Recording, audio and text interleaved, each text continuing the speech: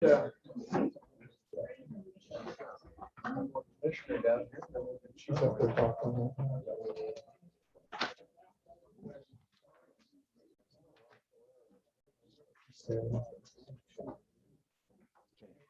We do have a quorum. I keep double checking on the quorum.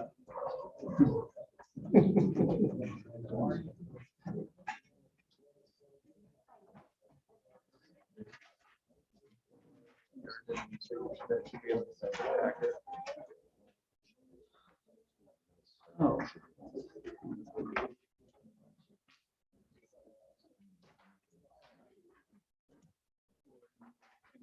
Thing or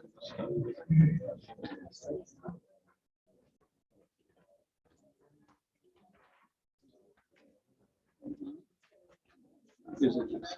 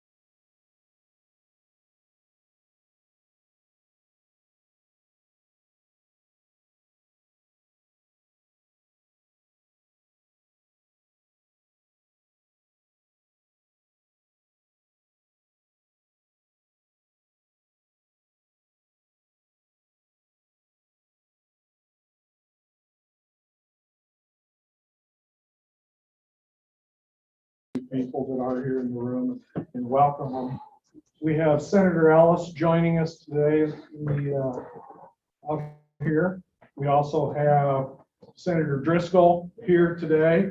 He is a liaison. We have Representative Sweeney here today as well. And then we have also our liaison, Representative Newsom. And of course, the governor's liaison is here today with us.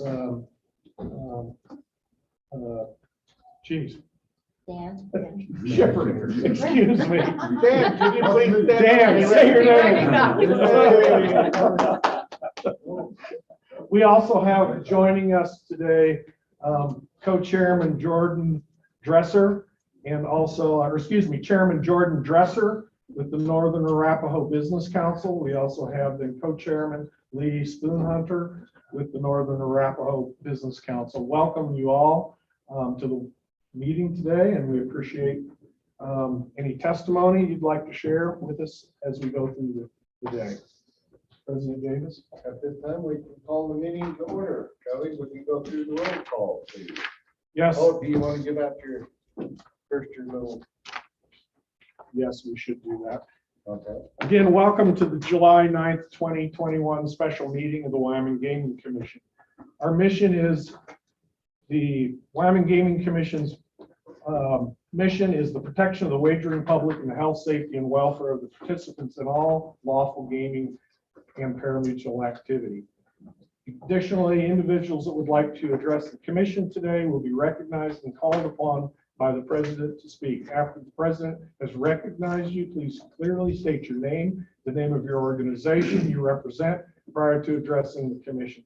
All comments, questions, and responses should flow through the president by addressing the president each time you wish to speak. This procedure ensures an orderly flow of discussion during the commission meeting. Thank you today. And then also, if you have your phones on, please turn off your ringers, and I will do the same. Thank you. Roll call. President Davis. Here. Thank you. Vice President Broussard is excused. Commissioner Cavello is excused. Commissioner Daigle. Here. Thank you. Commissioner Berry. Here. Thank you. Commissioner Lyman. Here. Thank you. Commissioner Cura is excused. Commissioner Pacheco is excused today. And then our tribal commissioner, Wildcat. Here. Thank you very much. Like I also said, we have Senator Ogden Driscoll with us today, which is the Senate liaison. We have Representative Sandy Newsom, which is the House liaison. And then we have the governor's liaison, Dan Schiffer, joining us today. Thank you, everyone. Thank you. At this time, are we live on Nick? Okay. Yes, sir. We are. At this time, if you would all join me in the Pledge of Allegiance. I Pledge allegiance to the flag of the United States of America and to the republic for which it stands, one nation, under God, indivisible, with liberty and justice for all. Okay, with that, Charlie, first, there we go. Okay, agenda, discussion of the agenda. I'm looking for a motion to approve the agenda as presented. So moved. Moved by Randy. Is there a second? Second. Second by Sherry. Discussion here. I have a couple of changes. Okay. I was hoping you could turn that the other way. No, that's fine. There's a couple of changes I'd like to do to the agenda on after item 6. I'd like to put item 6B in there. General discussion with the horseman. And after that, I would like to have a president's report after the cryptocurrency session, if that's all right with everybody. No objections? I'll amend my motion, go ahead and accept the agenda as modified. Okay. Is there a Accept. second? Okay. Accepted. All in favor? Aye. Those opposed, same sign. Motion carried. All right, with that, Charlie, let's go to item number 3. Approval of minutes.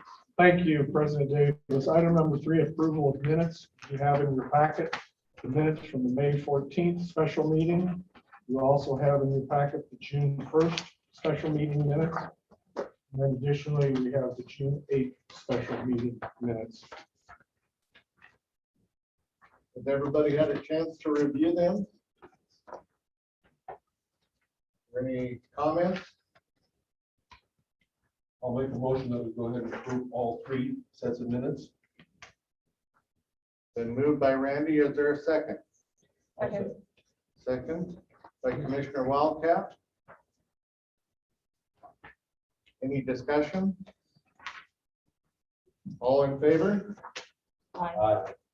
Those opposed, same sign. Motion carried. Okay. Item number 4, general commission business. President's report. I guess that'd be me here. I did go, I understand that 307 had a very successful meet. Here we'll listen to some of that presentation after a bit. We were in Evanston last weekend, very nice day over there, a little bit of rain, something that we could use down in our country.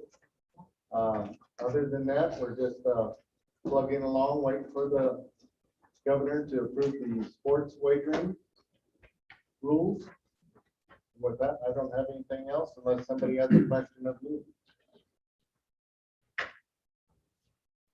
Okay, Charlie, I believe you're next on the list there. Thank you. Oh, financial report. Yes, thank you very much. You'll see the financial report in your packet, commissioners. And we would need a motion to approve it as presented. And if you have any questions, concerns, or issues, I can try to answer this for you this time. Is there a motion to approve the financial report as presented? Been moved by Commissioner Berry. Second. Commissioner Lyman. Andy, was that you? Any discussion?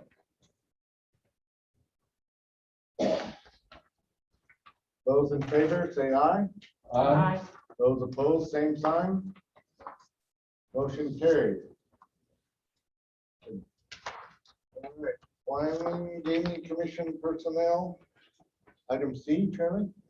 Yes, I think that we'll table this for the time being. All right. Then I guess we're right down to the director's report and update. Thank you. I'll keep my comments short today, but I also wanted to take an opportunity and introduce two new employees that are in the room here. Right down here, we have a new senior accountant. Dee Lopez is joining us today. She's getting up to speed on things. It's an interesting process, I think, to say the least, but welcome Dee to the agency. Then also David Carpenter. David, if you raise your hand there. David will be our new, starting in the next couple of weeks, will be our new sports wagering and skill game project manager. David comes from here in Casper. He has spent a lot of time exploring the gaming opportunities and different things in our state. He does come from the oil and gas business, primarily on the data and on a lot of that. He is a graduate of the University of Wyoming, business economics with a focus on business intelligence, data analytics, and computer programming. So welcome Dee and David to the Gaming Commission. We appreciate you both being here. And we stole Dee from Workforce Services, right? Yes. Yeah. We stole her? Yes, we did. Ah, Yes, we did. Yeah, good job, Charlie. yeah. And just on Dee, and I apologize, it's been a few weeks since she's been on board, so I don't think about it, some of it, but she has a background in forensic accounting, and you know, has done a lot of work with that, with Workforce Services. She got kind of caught up in that little bit of a boring world maybe, and it's exciting to have someone that's able to look at things from a forensic side of the accounting world. So thank you. Hopefully we can keep it a lot more exciting on this side. It has been so far. With more to come. You know, the majority of my updates will come later on as we get to different items. One thing that I did want to bring up, the federal legislation that affects the Pari-Mutuel, the HISA federal regulation. Next Monday, I have a meeting with RCI Board of Directors, our meeting with the HISA Board of Directors. You know, we're going to have a better understanding of how that's going to affect the industry. There is going to be a net effect. We know there's a net effect that's going to have on the industry, just trying to work through that and through that legislation. The effective date, I believe, is July of 22. We've got to go through that and see how that net effect will be on the state of Wyoming. So looking forward to it, discussing it. The concerns that I have had, and I've expressed those concerns to a lot of different individuals, is the committee members that are a part of this are primarily from eastern states and from Kentucky. So the representation is zero from the mid part of the United States. We have asked to be a part of this program, and when I say we, ARCI, and I'm on the board of directors for ARCI, we're trying to get more involved in the process and see what assistance that we can provide. But again, my concern is, how does this affect smaller jurisdictions and smaller states? And how does it affect quarter horse racing and the thoroughbred racing, obviously, here in the state of Wyoming? So it'll be interesting, and look forward to bringing those updates to everyone. Charlie, question. Yes. Is there any of these updates that we'll need to be aware of when we're going further into the opening of the, which one is it?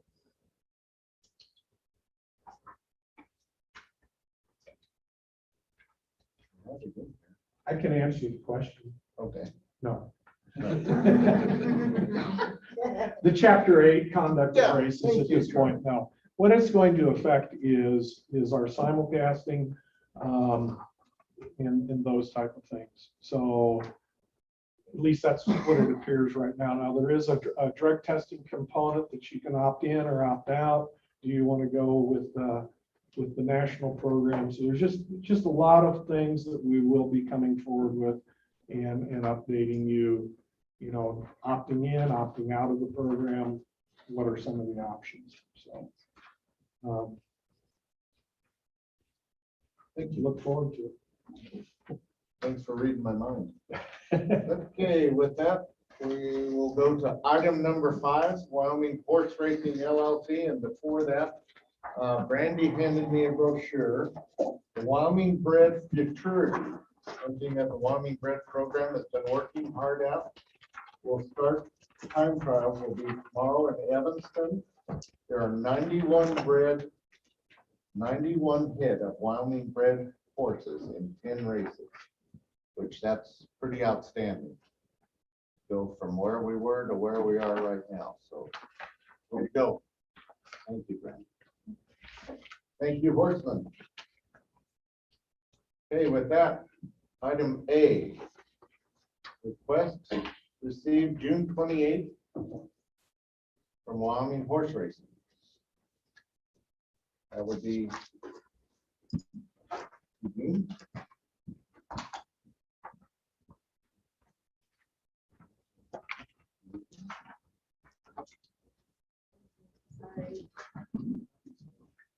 Thank you, Mr. President.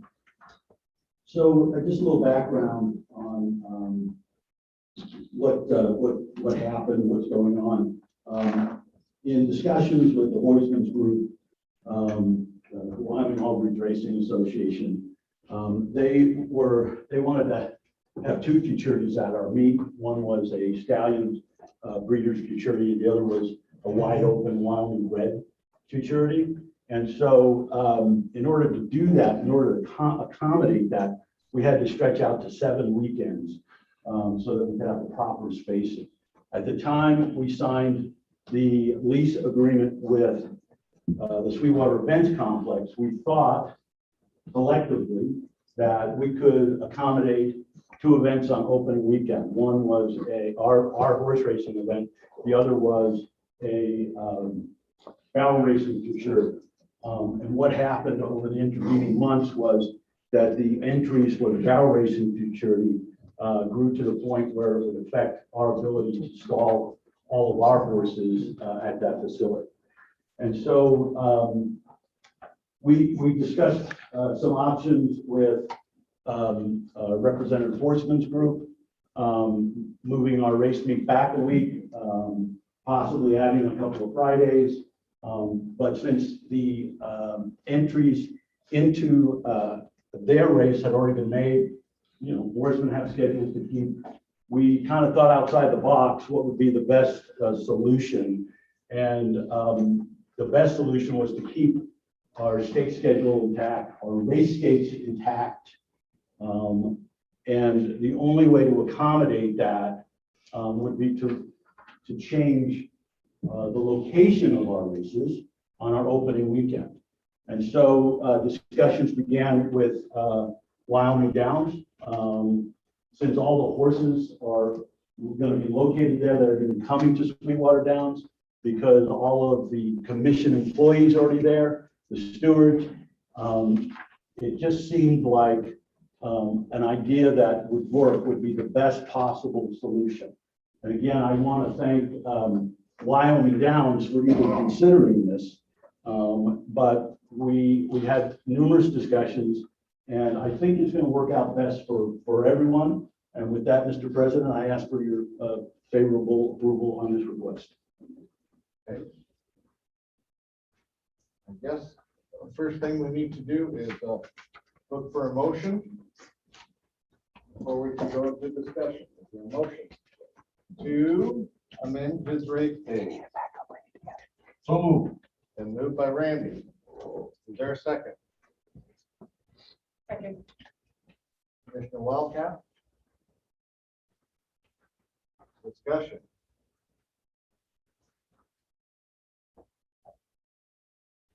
Boy, you sold a good one. You've been practicing or what? I have taps on the bottom of these boots. Yeah, President Davis, go ahead. only discussion I have, it's nice to see that Wyoming Horse Racing LLC and Wyoming Downs have come to a point where they can cooperate on this. I've been here for 8 years. It's not something that normally happens. Okay, we have a motion on the floor. All in favor of considering the request for Wyoming horse racing? Aye. Aye. Those opposed? Motion carried. Thank you, Eugene.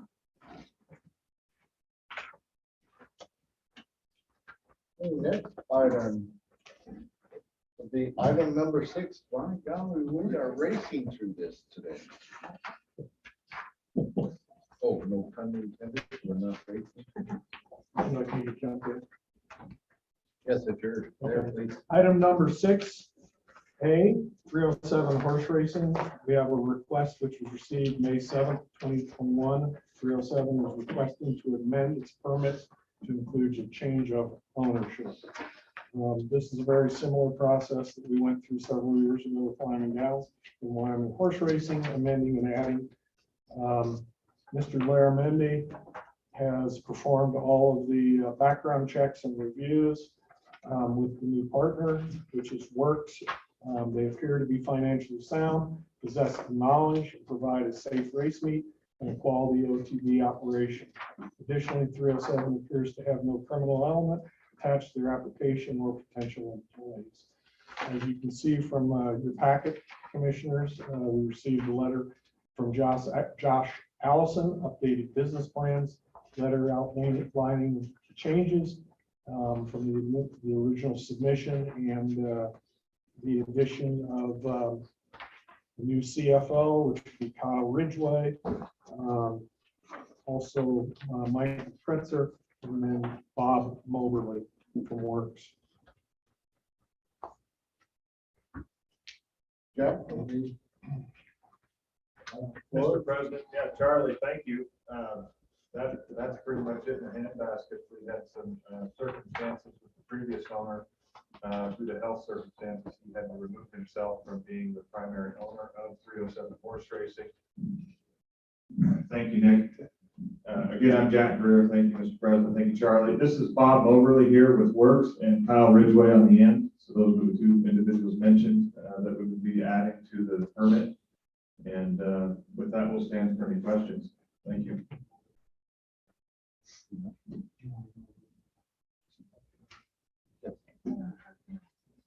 Could we find out a little bit more about Works? Sure. Okay. Thank you, Mr. Chairman, members of the commission. My name is Bob Moberly. I'm the president of Works. Works is a holding company. The acronym stands for Wyoming Employee Resource Capital and Services. Years ago, when we set it up, that was kind of a simple formula for any business in Wyoming. Obviously, the employee resource and the capital and some product or service was key to that. What Works does today and what it's focused on is legacy capital.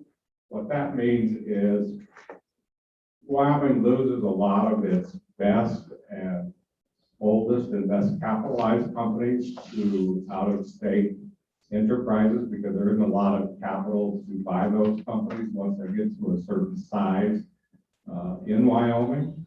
So Works has dedicated itself to trying to, through a couple of mechanisms, keep those companies in Wyoming for future generations.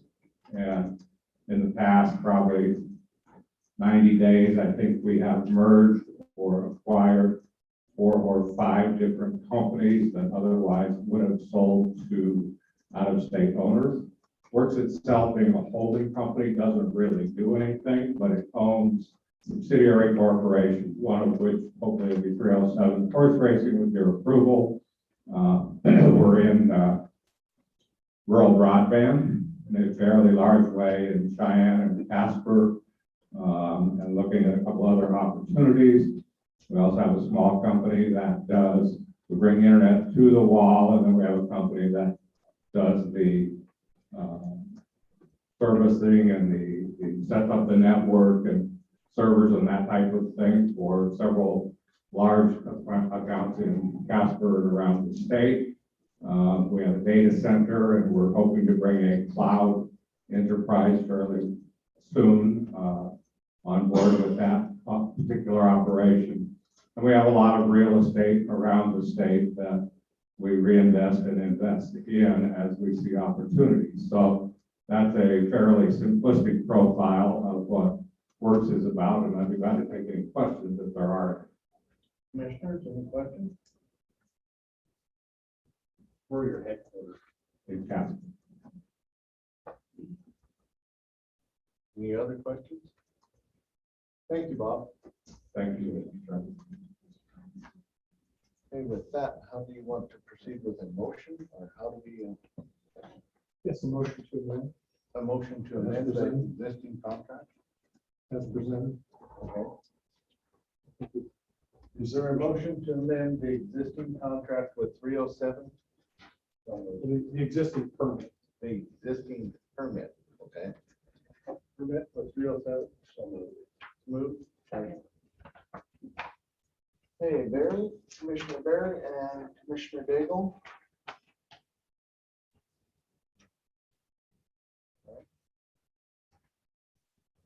Discussion? Hearing none.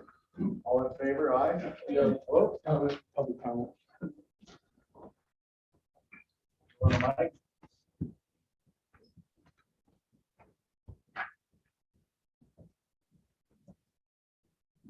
Thank you, Mr. President. Since this is a discussion about amending the permit, I just wanted to raise some points. And when they were given their permits, I bet the commissioners would know what their business plans were to shut down competing OTBs in Gillette County. I bet you didn't know they were going to put almost 50 employees out of work in Campbell County.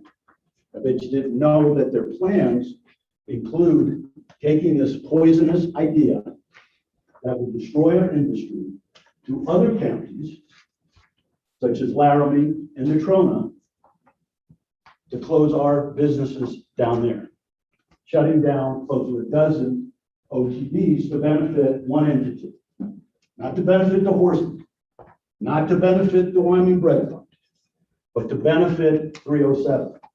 And so with this new change in ownership, I just wonder if they can be open and honest with the commission here and hear from Mr. Moberly, if in fact that is still their business plan and what they intend to do. Because I would tell you that what they're doing is they are destroying lives. They are destroying livelihoods. They are harming the Wyoming breeders, the Wyoming horsemen. The Wyoming Bread Fund point system is going to be diluted by 30% this year because they haven't opened one OTB, although they've been licensed for a year. And so they have put nothing in. They are a net negative to our industry. The money that the commission spent to adjudicate their race meet came from Wyoming Downs and Wyoming horse racing. They are dragging our industry down. They are destroying the Wyoming bread program. And oh, by the way, by closing our OTBs, they've knocked down the Wyoming bread money by 20%. So points are going to be half of what they were for the horsemen this year versus last year. So, Mr. President, my only question is to Mr. Mobley is state your clear intentions. I asked that question once before to Mr. Allison, and he was told not to answer that question. But Mr. Mobley is here today, and I think that 307 owes it to this commission to be open and honest and let them know what their clear intentions are. Thank you, Mr. President. Thank you. Oh, sorry, Nick.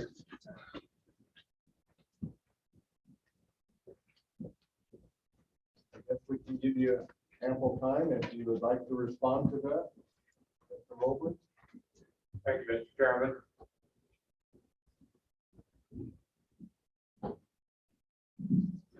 That was a lot.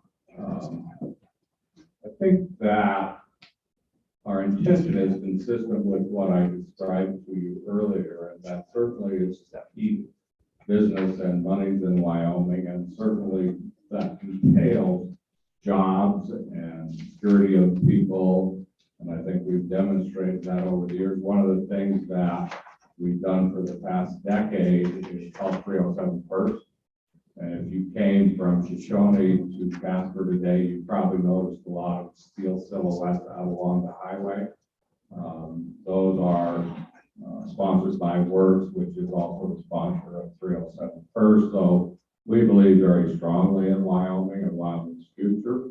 Certainly, due to the license transfer issue that we're here today in part about, we couldn't open parlors until we had the first part of it, which was the horse racing, the transfer of the license. And I think you have our first parlor in front of you, which we anticipate will be open by the end of August or early September.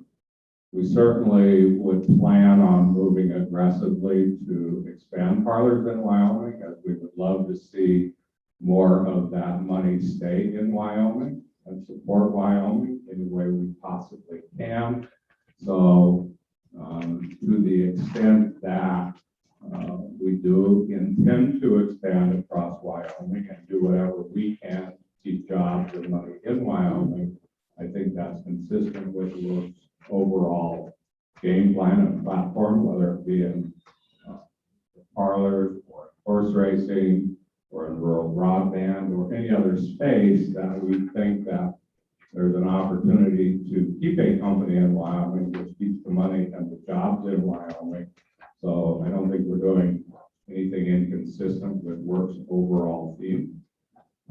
We would anticipate that the gaming revenues that may be lost in a temporary 60 or 90 days that we didn't have parlors open, the funding may be a little bit diminished, but we would anticipate that that will come back quickly and hopefully make up for any lost revenues in the short term as we go forward. So with that, I certainly entertain those questions. Are there any questions, Commissioner? President Davis, Go ahead, Randy. is it your contention then, from what I'm hearing you say, that Wyoming horse racing and Wyoming Downs aren't in the best interest of Wyoming? No, I'm not.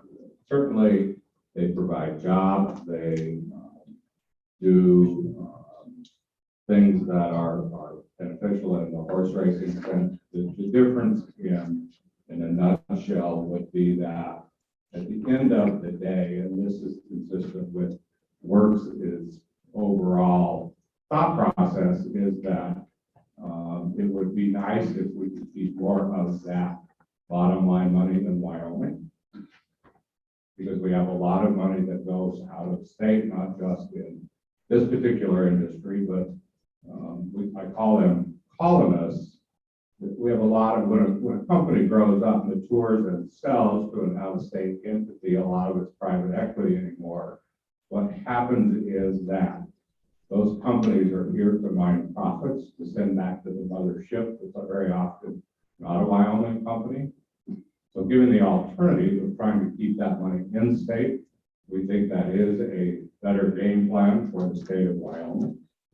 And Works specifically takes that money and reinvests it trying to keep companies in Wyoming instead of watching that money, that ownership go out of state. And very often what happens in that instance is that all the administrative level, the accounting, the legal, the banking, a very large part of that goes back to wherever the mothership is. My personal background is for the last 30 years, I did surety work, which is a financial guarantee for contractors. When they bid public works, they have to have a bond. And so we worked very hard for in-state preference as it relates to giving Wyoming, true Wyoming contractors preference on public works projects in Wyoming. So it's not anything new or novel for me. It's something I've been working on for 30 years and certainly would continue to proffer the idea that if we can keep more money in Wyoming and channel as much of it we can as we can through Wyoming ownership, at the end of the day, that's better for Wyoming than seeing that money flow out of state.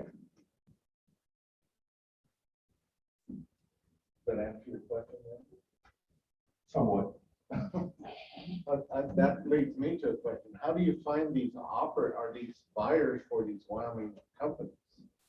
Are you the backing for these new investors, I guess? Is that the word? Works has about probably a little north of 30 investors as we speak. We will probably have an offering maybe late this year or early next year to give other people that believe like we do that it is important and beneficial to Wyoming to try to keep ownership in Wyoming. Works has done a lot of that itself.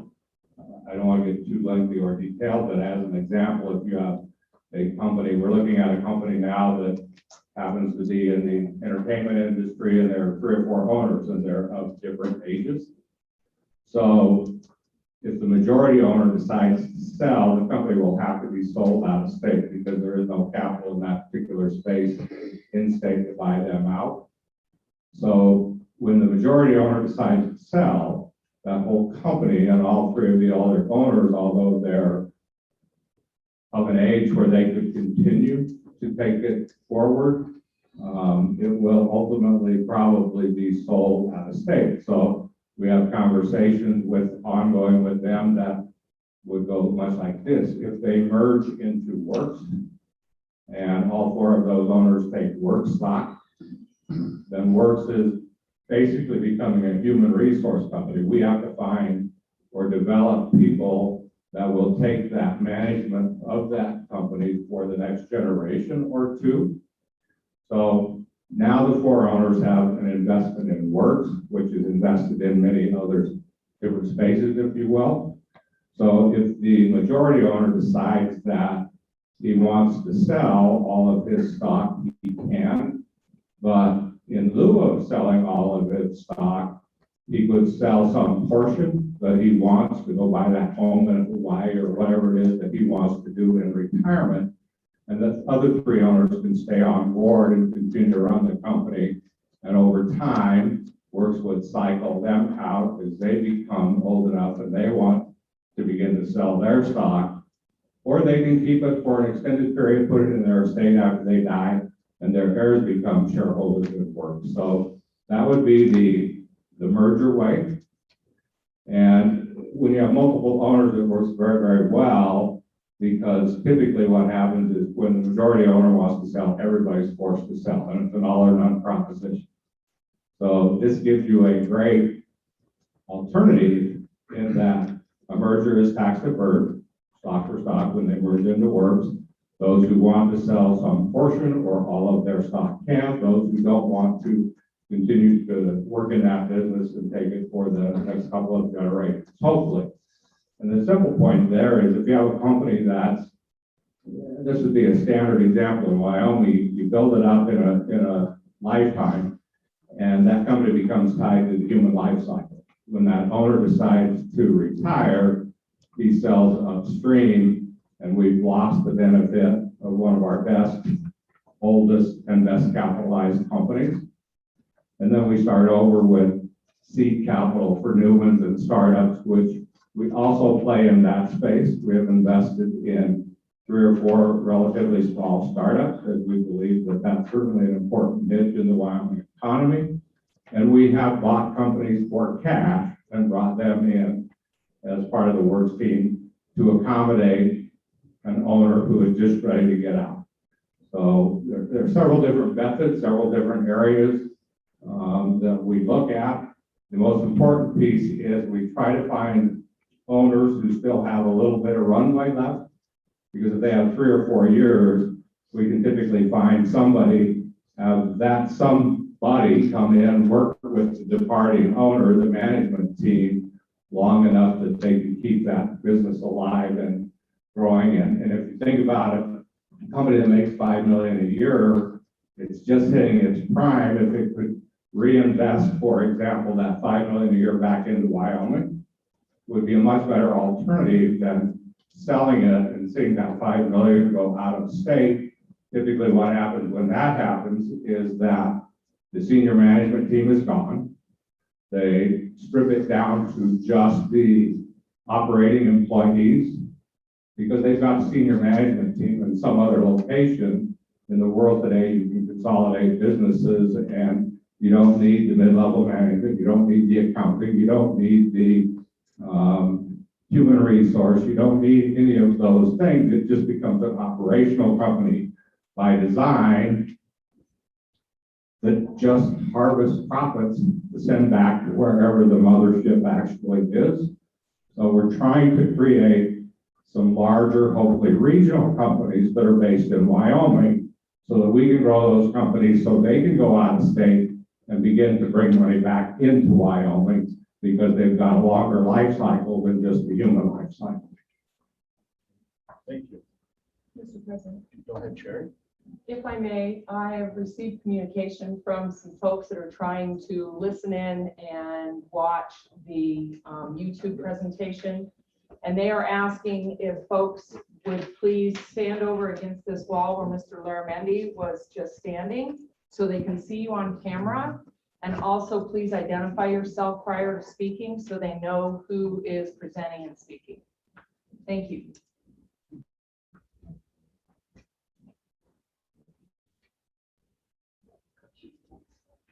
Good.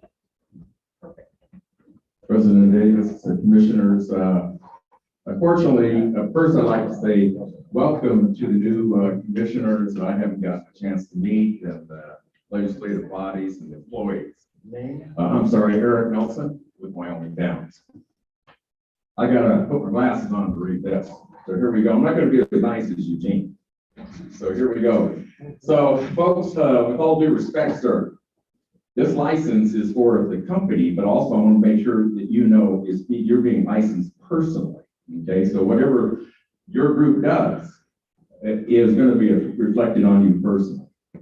The issue that we're here today is what's happened in the past, and there's different licenses, and that's what's important. You have a license to run horse racing and simulcasting, and then you come back and you're, as these folks have, and they're going to open an OTB. Now is the real serious part. We have to get into the financial impact of what's happening out there in Wyoming. And I find it a little interesting and a little clever that you really didn't answer the question. The question was, what is your game plan?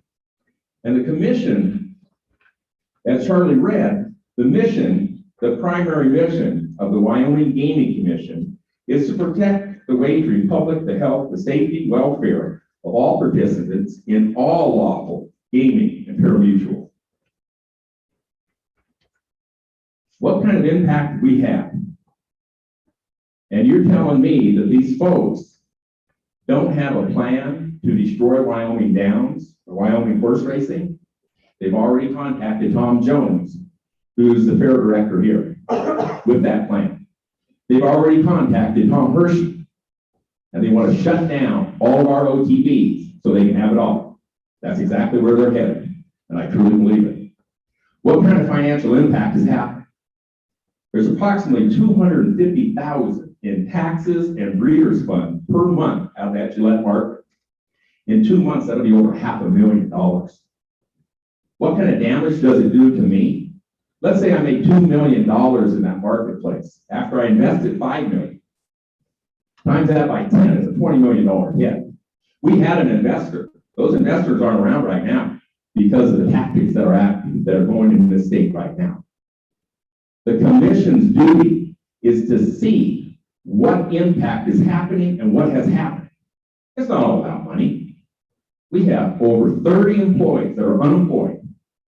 They have no jobs. They're little people. And you don't care about them, do you? In fact, you hired Chris Brown. She was one of my employees. Now, Chris took some of the intelligence from us. Let's say she takes the player list and she gave it to them. That could possibly be a fraudulent activity. Penalty of law is being busted here. It needs to be investigated. $250,000, we're already down $500,000 just in taxes. The breeders have lost huge amounts of money. What would have been the harm to stay open and then shut down? Well, they didn't want that. They shut us down to get us weak, get them strong, put them into business. Great ploy. So now we're in a lawsuit. I'm suing the commission, the county commissioners up there. In fact, the city and the county commissioner, the attorneys, both agreed with us. The city did not want to close us down. The county forced them to. The county attorney, he reneged that he didn't even want to represent them. They had to hire outside counsel. This is terrible. This is outrageous. And then to be in the backyard of Tom Jones and Tom Hershey, Wyoming Downs just rather shut the doors. That's what we're headed to. We worked hard over there this year. And they're saying, no, we don't care. We're to take it. We're to keep the money in 307 here. Well, that's a bunch of BS. If I had a gas station, I'm going to close that gas station. Why is it the commission's duty to enforce these areas? Just because of this activity. This activity, now we have multiple lawsuits. Eugene's suing them, and I can assure you that we're not far behind. The depositions are going to flow. The money's going to be lower. And we're going to find out if there's bad stuff. So with that being said, one of the solutions is, since we can't take any action and it's in the court, why don't we allow us to reopen? The reason why we closed is we got a threatening letter from the director that said we're going to go to jail and take our license possibly. We didn't even have due process.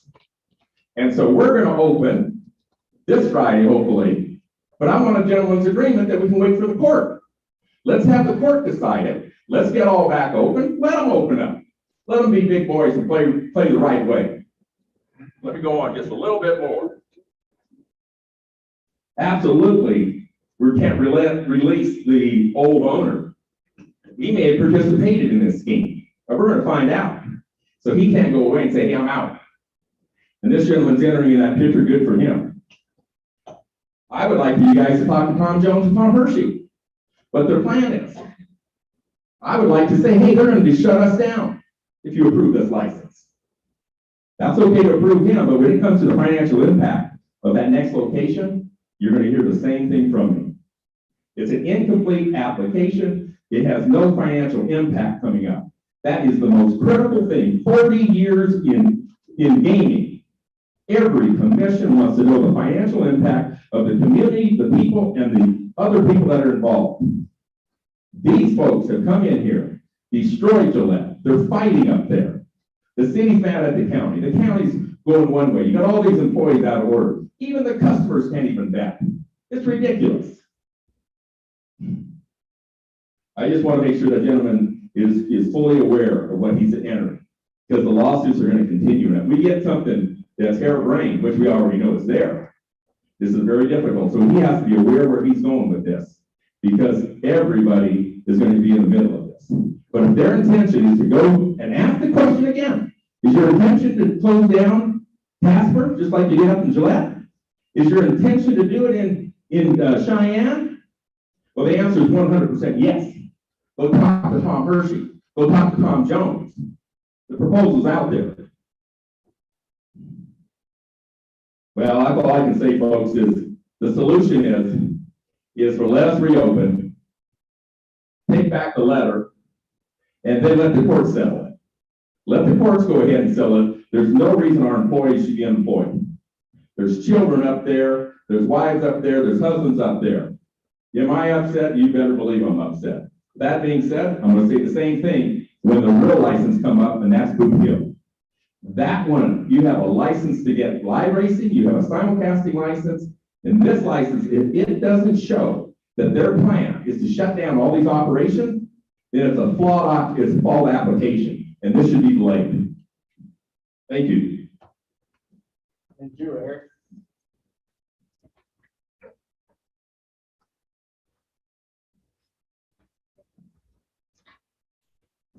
Morning, Commissioners. My name is Kyle Ridgway. I'm the proposed new CFO of 307 Horse Racing, and I'm the Chief Operating Officer at Works. Let me just start by saying the application has been submitted with all appropriate documentation, including Works financials, including a business plan. Same thing on the simulcast permit. I think the thing that is getting confused in some of this conversation is what the statutes actually say and what the commission's role is. And to say that 307 Horse Racing shut anybody down is not a legally correct statement. The Campbell County Commissioners made a decision on their own, with their own resolution, that's been litigated in the courts. And the judge in Douglas, Judge Beasley, has ruled on that, on an injunction that preliminarily the county had authority to do what it did based on the way the statutes are written. So the commission has permitting authority. The county commissioners can control whether or not there's gaming in their county and how that's done. Whatever happens at the county level, from our perspective, really doesn't have anything to do with the commission. Moreover, 307 Horse Racing doesn't have legal authority to close anybody. All we've done is run races in Gillette at the Camplex for 30 days for a long period of time where Gillette had never seen that amount of horse racing before. You'll see the business plan that we're committed to continue to do that every year. We're committed to come and run horse races in Casper every year. We're committed to go and try to run in Cheyenne every year. We want to have races in all of these different communities. And with the way the statutes are written and what the counties want to do, that's up to them. We're happy to compete if that's what the counties want us to do. All we want to do is run horse races and have the OTB money go to support more horse racing. The situation in Gillette was unfortunate in terms of the timing of how those things happened, but the county commission passed the resolution when they passed the resolution. That's not any legal action that we took at 307 Horse Racing. So our plan is to run more and more and more horse racing in different communities as we go forward. And whatever the county commissioners want to do, if they want to apply the statute and close other OTB locations because of the 100-mile protection, they can do that. If they choose not to, they can do that, and we'll continue to run horse races, support horsemen, and run OTBs. And so just to be clear, legally, what we have is a permit application on all of these things where we have ensured that we've submitted all the required documentation for you. And that's all that's on the table for this commission to deal with today. Works is plenty financially capable to run races. It's financially capable to open OTBs. It'll continue to open more OTBs and run more races in the future, hopefully to benefit Wyoming, like Mr. Moberly talked about. So we can continue to have more of this activity in Wyoming, not less. It's not our goal at all to destroy the industry. The goal is to continue to grow the industry with another competitor who wants to run more and more horse races in more and more communities and have OTBs and have competition in that space. Thank you. Mr. President? Andy? So My apologies. from what I heard, you do intend to go ahead and do horse racing here in Casper and in Cheyenne? Yeah, that's our intention. Yes, sir. The 100-mile rule was already decided by they didn't close because of the 100-mile rule, they got closed because the county commission took away their letter of approval. So you're mixing apples and oranges here with the 100-mile rule. Well, I may have used, I apologize for interrupting you, Commissioner. The county commission made whatever decision it made, whether they were applying the 100-mile rule or they made some other decision as a matter of policy. I mean, all of that's a matter of public record, what happened in those county commission meetings, and that's being litigated by these parties. I mean, the county commission, as far as I understand it, excuse me, and as far as I understand what Judge Peasley ruled, the counties have authority to do what they want to regulate gaming inside of the county, and that's really nothing to do with what the commission itself here is doing, which is approving permits. And the county commission has authority to do that. I can't make anybody do anything. I mean, if the county commissions don't want to close OTBs, we will run races and open OTBs. If they do what they, my understanding, and I don't want to speak for the Campbell County commissioners, but my understanding in watching the public discussion of that on the public meeting was that they felt like they wanted to take that action because they wanted to incentivize people to run a full slate of races in their community. And so anybody who runs races in that community can have OTBs, and if races aren't run in that community, then you can't.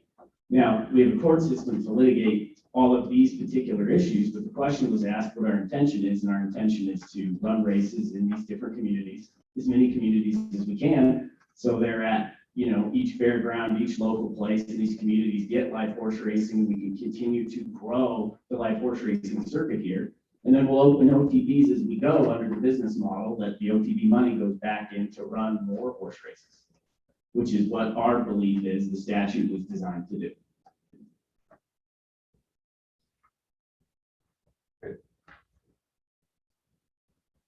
Thank you. President Davis. Go ahead. I was going to actually comment first on the 100-mile rule. Name? Yes, what was it? On? Yes, name? Oh, I'm sorry. Tracy Lakehack with Wyoming. I'm here for Wyoming Downs. I practice at First Applegate. It's very strange standing down here and having all of you looking down and then being on the web. Excuse me. The first thing I was going to comment on is that historically, with 307 horse racing, they have come before this commission in February. And they asked this commission to remove the rule regarding the 100-mile rule so that we would be shut down. I mean, we all need to talk about the elephant in the room, which is that we know what their business plan is. But you legally have a duty as a commission to actually consider this and consider their business plan. You're charged with that under the statutes and the regulations. So if you look, and this is directly from the rules, and it's in the statute. It says the grant or denial of a simulcast permit shall ensure the fair and equitable involvement of all affected parties. That's in the statute, and it's in your rules. Of course they're going to go to Casper. We know they've gone to Casper. We know they've been in Laramie County, and they're going to do the same thing there. And it's this commission's job, and it's your charge under the law to consider that and what it will do to this industry. This argument that the money doesn't stay in Wyoming is baffling to me. It's offensive. Wyoming Downs and Wyoming Horse Racing have invested millions of dollars in the state. And Mr. Joyce will proudly get up here and tell you that he is a second generation Wyoming. I can't say that. We've been before this commission a lot. You know what we do for the communities. And so this isn't just some general discussion. This is the commission's job. And they are going to go to Casper, and they are going to go to Cheyenne, and they're gonna do the same thing. And this commission has to stand up for horse racing, for the industry, for free markets, and say, not here. You can't do that with your permit that we grant you. And we are obligated to consider that. Thank you. Any questions before you raise off? Commissioners, any questions? Next. I'll be quick. Jack Greer, 307 Horse Racing. We've been having this conversation, I think, for quite a while here. All of us are aware of the situation. Elephant in the room, I think, is an understatement at this point. I'm getting frustrated just from a personal point of view, and I'm just going to speak frankly to everybody in the room here. This is getting frustrating. I know that Wyoming Downs and Wyoming horse racing are being affected by what has happened in Campbell County. I understand that. I think they've done a great job at building the industry to where it is today in terms of horse racing and in terms of OTVs. Okay, they've done a great job. Nothing against those companies. What's happening here is a decision by a county, a state, a company to run the horse racing industry in Wyoming like it's supposed to be run. And I'm going to reference House Bill 25 when we legalized the HHR machines that provide all this revenue we are all here today discussing. Just one moment, so we can all hear you. Okay, this was legislated. We have legislators here that legislated approving historical horse racing machines where all this money is derived from that's supposed to go back to horse racing, okay? In that bill that legalized historical horse racing machines, it said we were mimicking the statutes that's of Kentucky, okay? Unfortunately, Representative Sue Wallace and Senator Dan Schiffer are not here anymore to speak to this and their bill that they put into legislation ultimately. But we tried to mimic that of Kentucky when we legalized these HHR machines and tried to have an industry like that of Kentucky, okay? There is a statute that protects racetracks. That's what we're doing. That's our business plan, is to simply enforce the statute correctly, protect live racetracks, ensure that the money generated off of HHR machines goes back to the racetracks. There's no horse racing in Casper. And we're getting criticized like it's a bad thing because we want to bring back horse racing in Casper. There's no horse racing in Cheyenne. And we're getting criticized because we want to bring back horse racing to Cheyenne. If I'm not mistaken, the reason we legalized HHR machines and implemented this legislation was to, in fact, bring back horse racing to those communities. That's what they're here for. That's why we have HHR machines. That's why we legalized them. That's why we have the 100-mile statute. It is intended to protect live racetracks. It is intended to promote live racing. It is intended to protect the industry. That is what it is for. Now, unfortunately, there are two companies being affected by this. But to be frank with all of you, they've never enforced the statute. That's not our fault. They've had waivers amongst one another to not enforce the statute. Now, there is some discussion to be had on is the statute on days or this or that. I'm telling you, based on Wyoming's legislation that we tried to mimic Kentucky, it's year-round. 365 days a year, we protect the racetrack with the HHR machines. That's how it works. In Kentucky, you need to look at the legislation. That's how it works. 365 days a year, 100 miles of protection, the funds off the machines goes back into the live racing. That would get live racing in Casper, live racing in Cheyenne, live racing in Gillette, live racing in Evanston, and who knows where else, wherever these machines generate enough money to do that. That's a bad thing.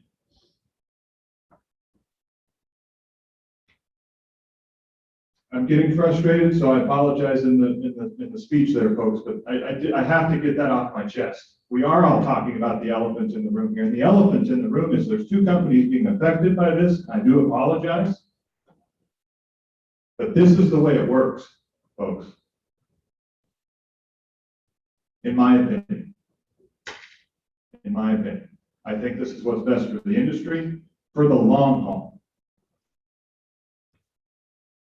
With that, I'll stand for any questions. Mr. President, how many HHR machines does 307 horse racing currently have in operation? 0. So how does that help you? I mean, how many months have you had to establish an OTB? We've had several months to establish an Why OTB. haven't you done that? I mean, you could have employed some of the unemployed workers that are in Gillette, already trained. Mr. President and Mr. Barry, let me put it to you this way. I can assure you that 307 Horse Racing is working towards having as many machines open as soon as possible for the simple benefit of 307 Horse Racing. If that, we want machines open and as many machines open and running as soon as possible. I can guarantee you of that. Do you have leases? Do you own a building? Yes, we do have leases. We're in that process, yes. Again, the money off the machines is what makes these businesses work. So we just came out of, 307 just came out of pocket, 100% out of pocket for the good of the racing industry in Wyoming. We paid for our race meet without any OTVs, without any machines. Please trust me that we want machines open more than anyone. And we are working as fast as we can towards that. But we just put on what we think was a successful race meet, 100% out of pocket, no HHR revenue to do that for what we think is best for the industry and where we think we would like this to go. But we are working as quick as we can. And Kyle would like to add something. Just to directly answer your question, Commissioner Barry, Kyle Ridgway again. We had to meet our race day requirement for us to open the OTB location, is my understanding.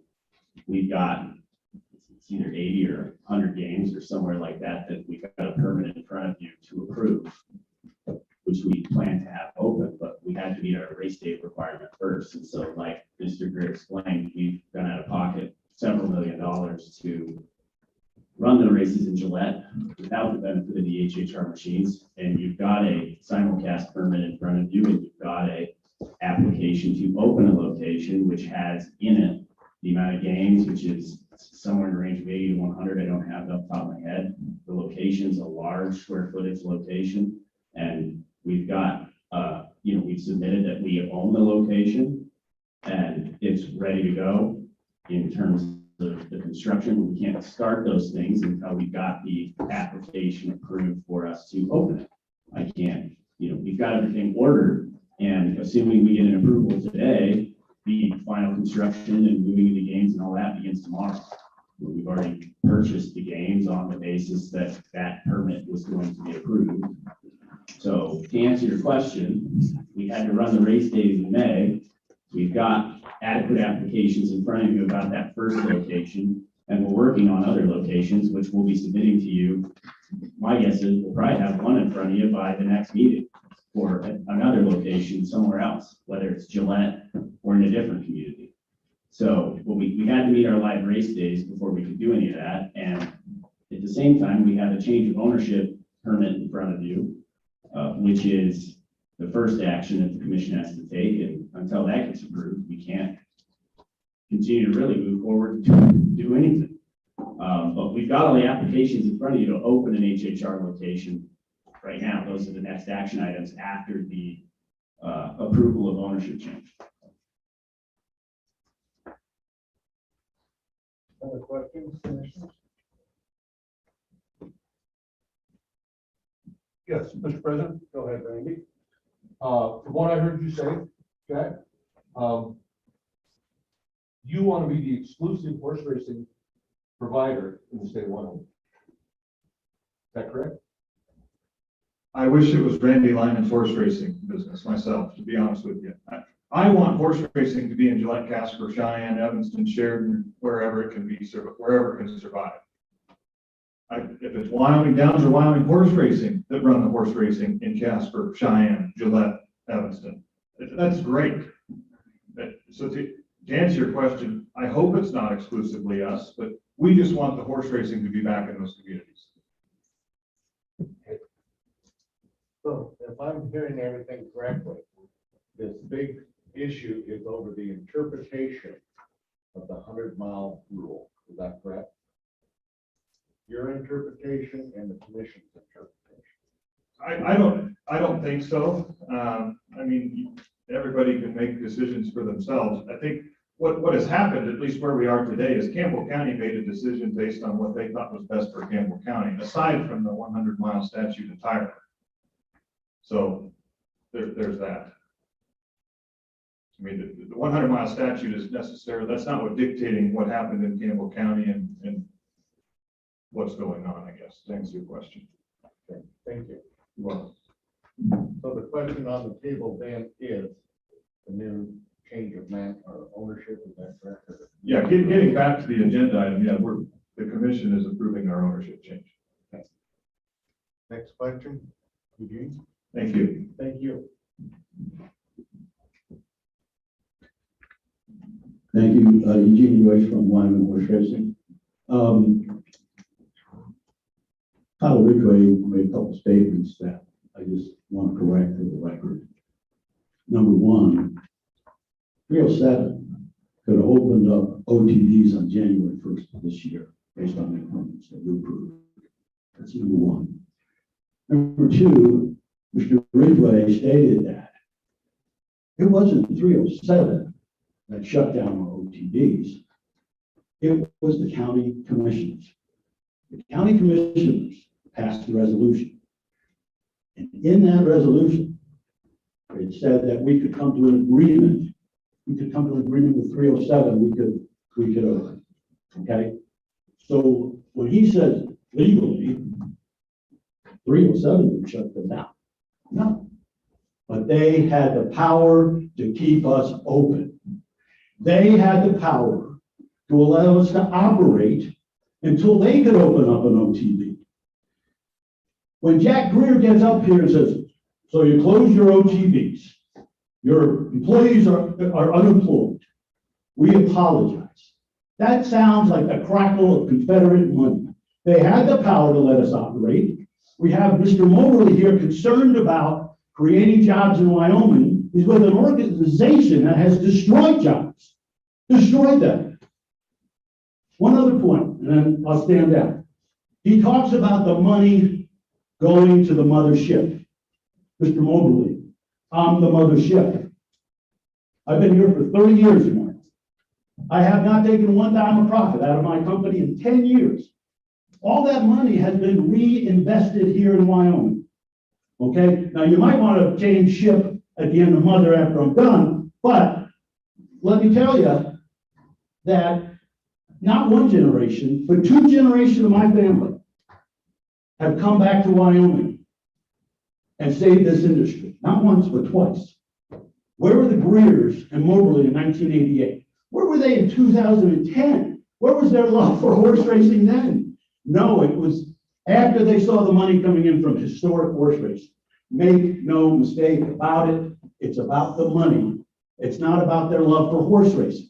Because if they had that love of horse racing, if they had the forethought and the reason to understand how important the money is going to the Wyoming Bred Fund to help the breeders and the owners, they would not have shut us down. It was punitive, it was vindictive. They wanted an open playing field to come and steal our customers. Again, I'm happy to stand for questions, Mr. President. I know you want to get on with the agenda item. That's the last comment I'll have on this issue. Second. One last comment, Jack. I got one. Apologize to my employees, Jack. Don't apologize to me. Jack Greer, 307 Horse Racing. I do apologize to Mr. Joyce's employees, but again, there's stuff being said that's just not true. Mr. Joyce said that we did not want to work with them to leave their facilities open after Campbell County said that we could have potentially given them written permission. We tried. Not true. False. Mr. Joyce's, okay, it's not true. We tried to work with them. We tried to leave their facilities open. Thank you. Thank you. Mr. Chairman, members of the commission, good golly, Miss Molly, I didn't expect to get attacked when I came to this meeting this morning. I would. Your name, please. Bob Mobley Thank you. with Works 307 Horse Racing. I want to focus you just for a little bit on, there have been some things said that seem to me a little odd in that, yes, we have talked with Casper Fairgrounds, Tom Jones, about running horse racing. He was pretty excited at the potential to have horse racing back. We have talked with Cheyenne. Similarly, they were pretty excited about the potential to have horse racing back. So when Jack came to me and kind of described the situation in Wyoming and laid it out, it was really more consistent with what we've talked about with Works, in the sense that a lot of money is going out of state, and they can say that we've invested millions in Wyoming, and that's very true. Without a doubt, they have invested millions in Wyoming. But for what purpose? To take more out. It's kind of like the extractive industry. You drill a new well to take more money out of the state, to grow the business, to take more money out of the state. So when we approached Gillette and the track was available, simplistically put, they wanted to have horse racing. So it was described to me that we had racing in Evanston and Rock Springs, but we had gaming all over the state. And there were more parlors being built all over the state, but there weren't horse races being run all over the state.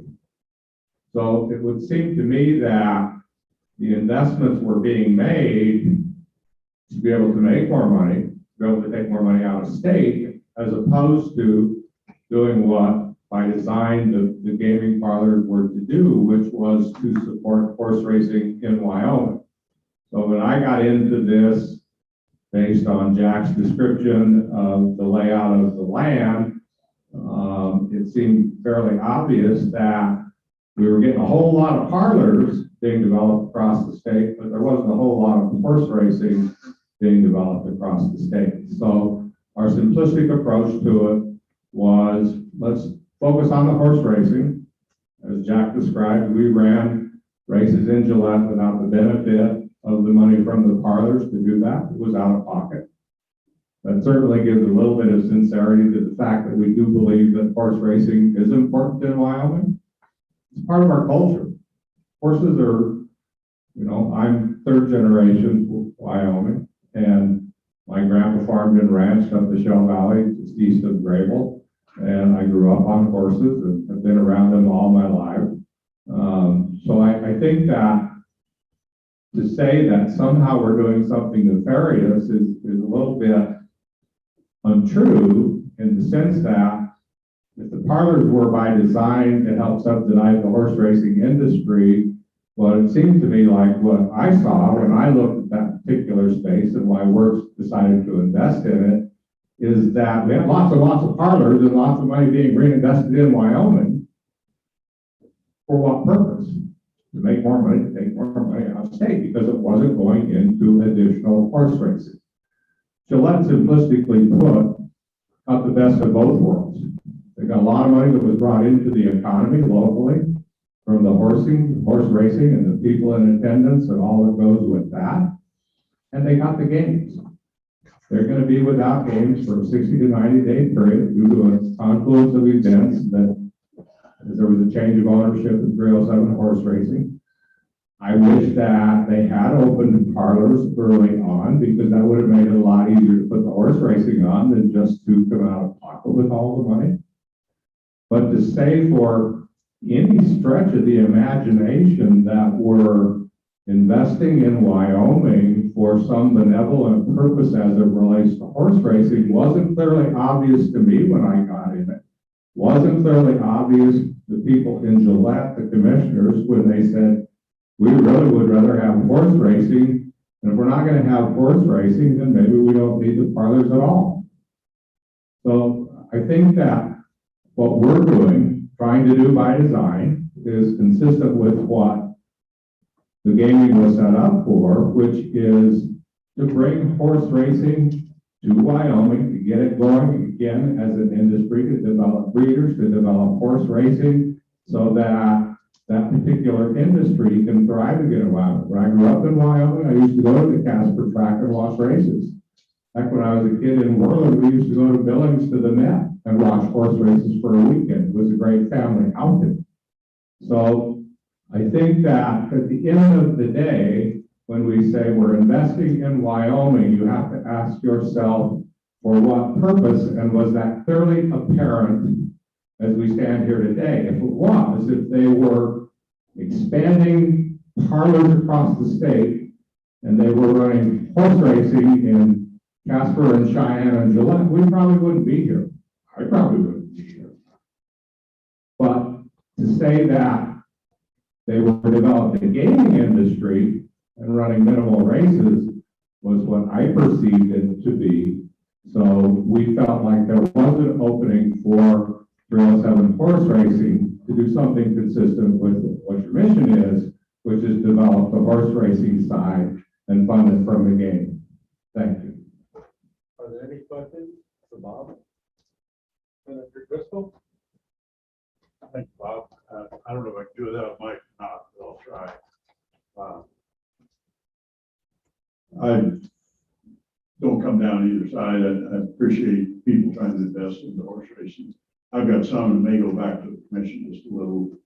And this really doesn't have to do with the arguments you guys are having. That's more with the structure going forward, the companies you got coming in.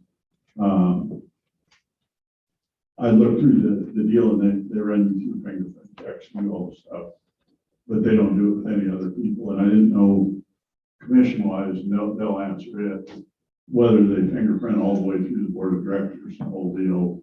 They do. Okay. Easily done. These are questions that I don't know, but I want to make sure going forward, we don't got shell companies show up and all kinds of weird things happening. You also have a nonprofit arm. Is 307 a nonprofit part of it? It's a not-for-profit, but it's not a 501c3. Okay, so you're actually running it as a not-for-profit company.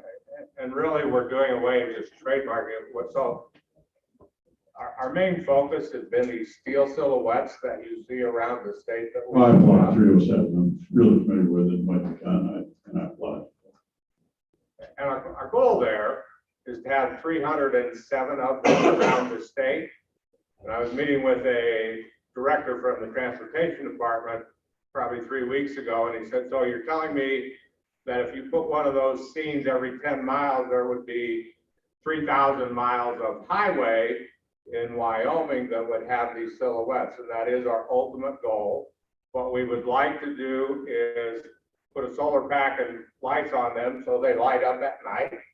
And then we would like to have the software that we're working on now develop so that when you come into the state, it's going to ping your phone and you can see what those silhouettes are. And as you drive by, you can see who contributed, or if they're in memory of somebody, or somebody did something special for Wyoming. That's all a part of what we're trying to develop to make it a little more interesting to drive around Wyoming. It certainly isn't something new that we did because of 307 horse racing.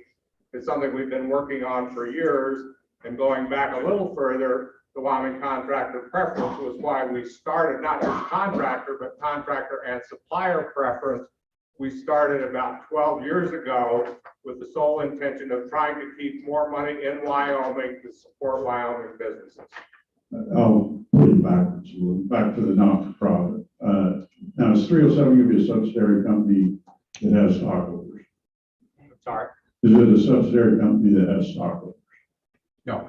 First, are you talking about 307 first or 307 horse racing. No, Yeah, 307 horse race. Yeah, no, I'm clearly just on the gaming end of this. I'm trying to look, and I'm gonna be flat honestly, I'm just trying to see where the profits that you guys do, because we all get it. You know, this is. 307 horse racing is 80% owned or by Works and 20% owned by Jack and Randy. Okay, that wasn't clear in the papers. I appreciate that. And where do the profits that Works go to? Do they go to shareholders Works and No, they go back into investing in Wyoming. in what vehicle? That's what I'm getting at. You don't have shareholders, is that just you that does it, or does the board do So it? Works had approximately 30-some shareholders. I don't know the exact count as I stand here today. And we don't typically have dividends. What we do is we reinvest that money into Wyoming, which the businesses that we talked about were rural internet, rural broadband, which we're trying to grow aggressively across the state. Yeah, I got that, and I appreciate it. I just look at the basic business structure, and I'm not trying to be mean, I'm not trying to be intrusive, but I think we're gonna see more in the future of what's going on, what's happening here. And I want to make sure that we do this right. I mean, part of what's happening here is some ambiguities, and I'm trying to make sure that everything happens on a fair basis and goes forward, and we want to follow the money, because that's the base premise of yours, is the money's leaving the state. I want to follow the money where it goes. Let's be honest, folks. I was on the bill originally when we did this. I can tell you, John Jeffrey was a close friend, and Sue Walsh was a closer one. Yeah. I spent a lot of time on this when it started, and I've got a lot of the background on it. I think it's really important. You've got to keep in mind, we envision less than a couple $100,000 a year to start with, and then it started moving. I don't think anyone envisioned this was going to go into a $600-800 million industry, and we all know when you get into that kind of money, you're going to get into what's happening in volume, folks. I mean, money's money, and people fight over it. And I'm just trying to make sure going forward that we don't have another 8 or 10 of these meetings or similar. So you've answered, the base end of it.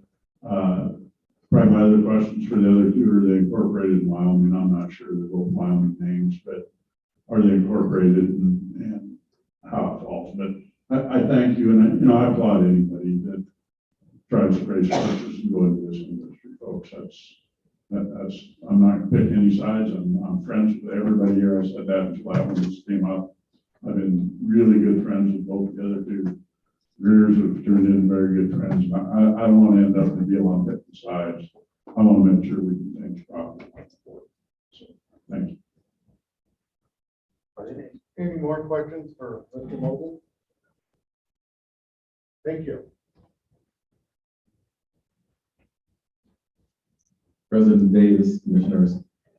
I go back to Dick Wallace. Name. Eric Nelson, I'm sorry if I'm down. Excuse me, you don't do that every time. So I go all the way back with Dick Wallace. Then his daughter. I worked with him hand in hand back in the day. I've had the racetrack since 1998. Mr. Joyce, Eugene's dad, owned it before that. So there's a little history on this side too. We work hard for it. But I think you have one question. The Greers came before this commission and said, let's close down for 100 miles. That's my interpretation. That's what he said. My interpretation, you don't understand what you're doing. He came back and the Attorney General, not just once, twice, said no. But he didn't like the answer. And why is it so important that we understand and we have a director and a commission that investigates people with their financial responsibility and how it's going to affect the community? It's called extortion and bribes. When I went up to Gillette, you know what they asked me to do? You can stay open if you settle with Mr. Greer. I said, the conversation's over. In the gaming world, any blackmail, any extortion, he wanted me to give him money, and I could stay open.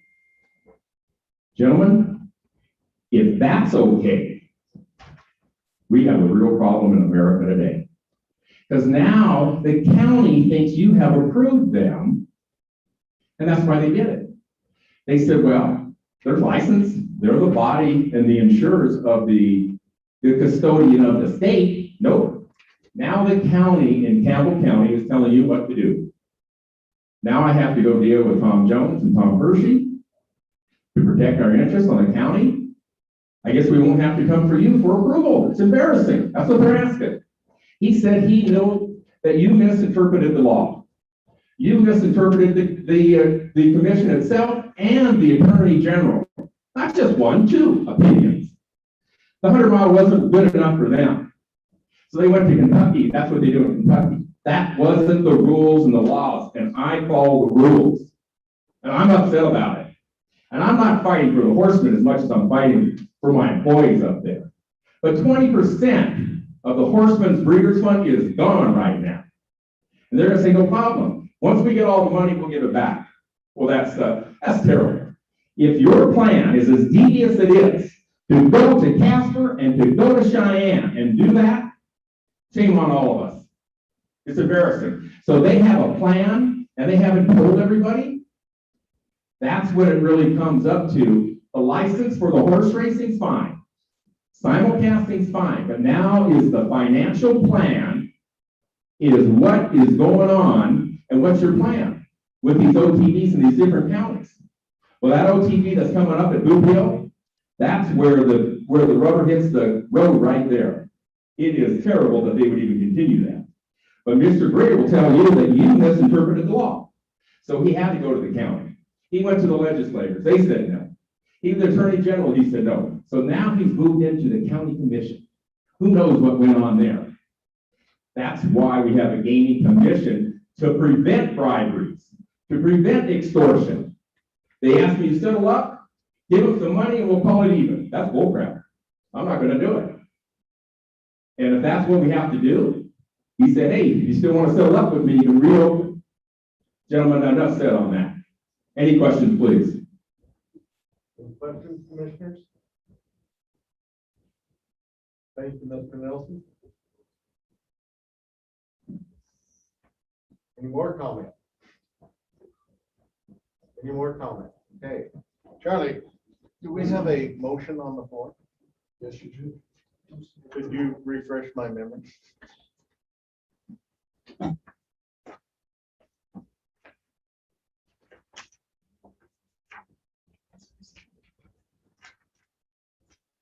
The motion was to amend his existing permit as submitted.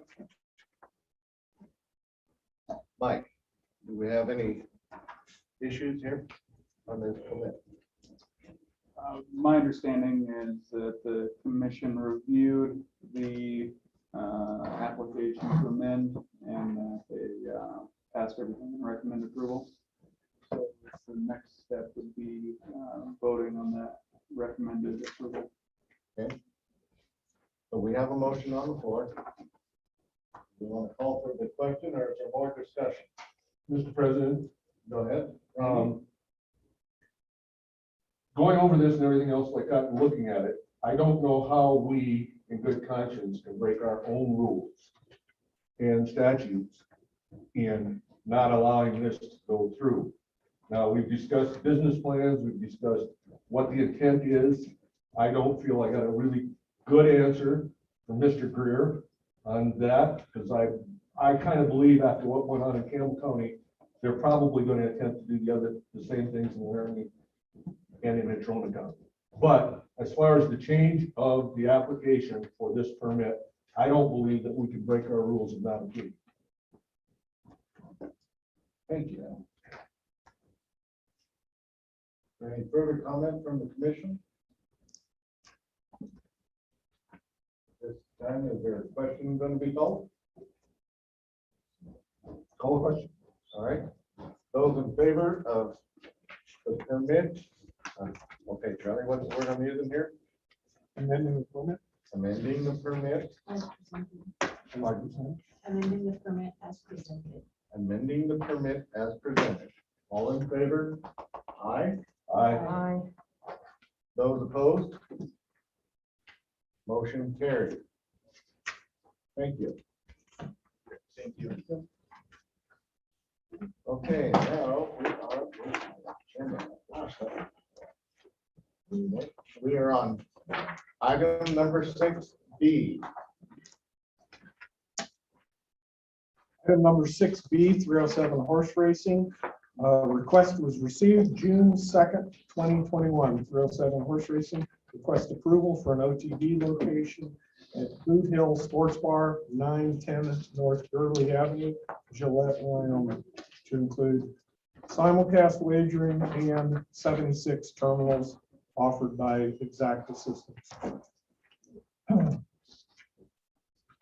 In your packet, commissioners, you have the layout, the request letters, drawings, camera placement, county commission approval, and Wyoming All Breeds Racing Association's horsemen's agreement.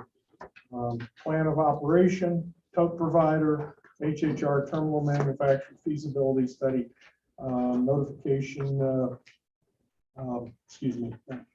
Didn't pass. So if you go to the back of the narrative, both Steinberg and Hotard investigators have been on premise and have been in the building. Any approval would be obviously subject to final inspection of the WGC investigators and walkthrough. Based on the information, all documents required were submitted. SAS Laramendi recommends the approval of the Boot Hill location.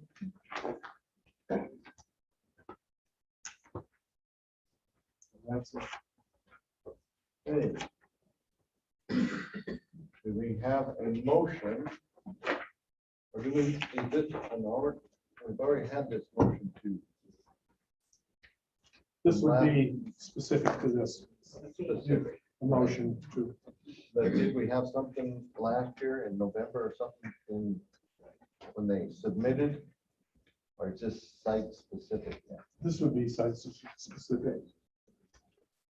So we're looking for a motion to approve the site at, what is that address?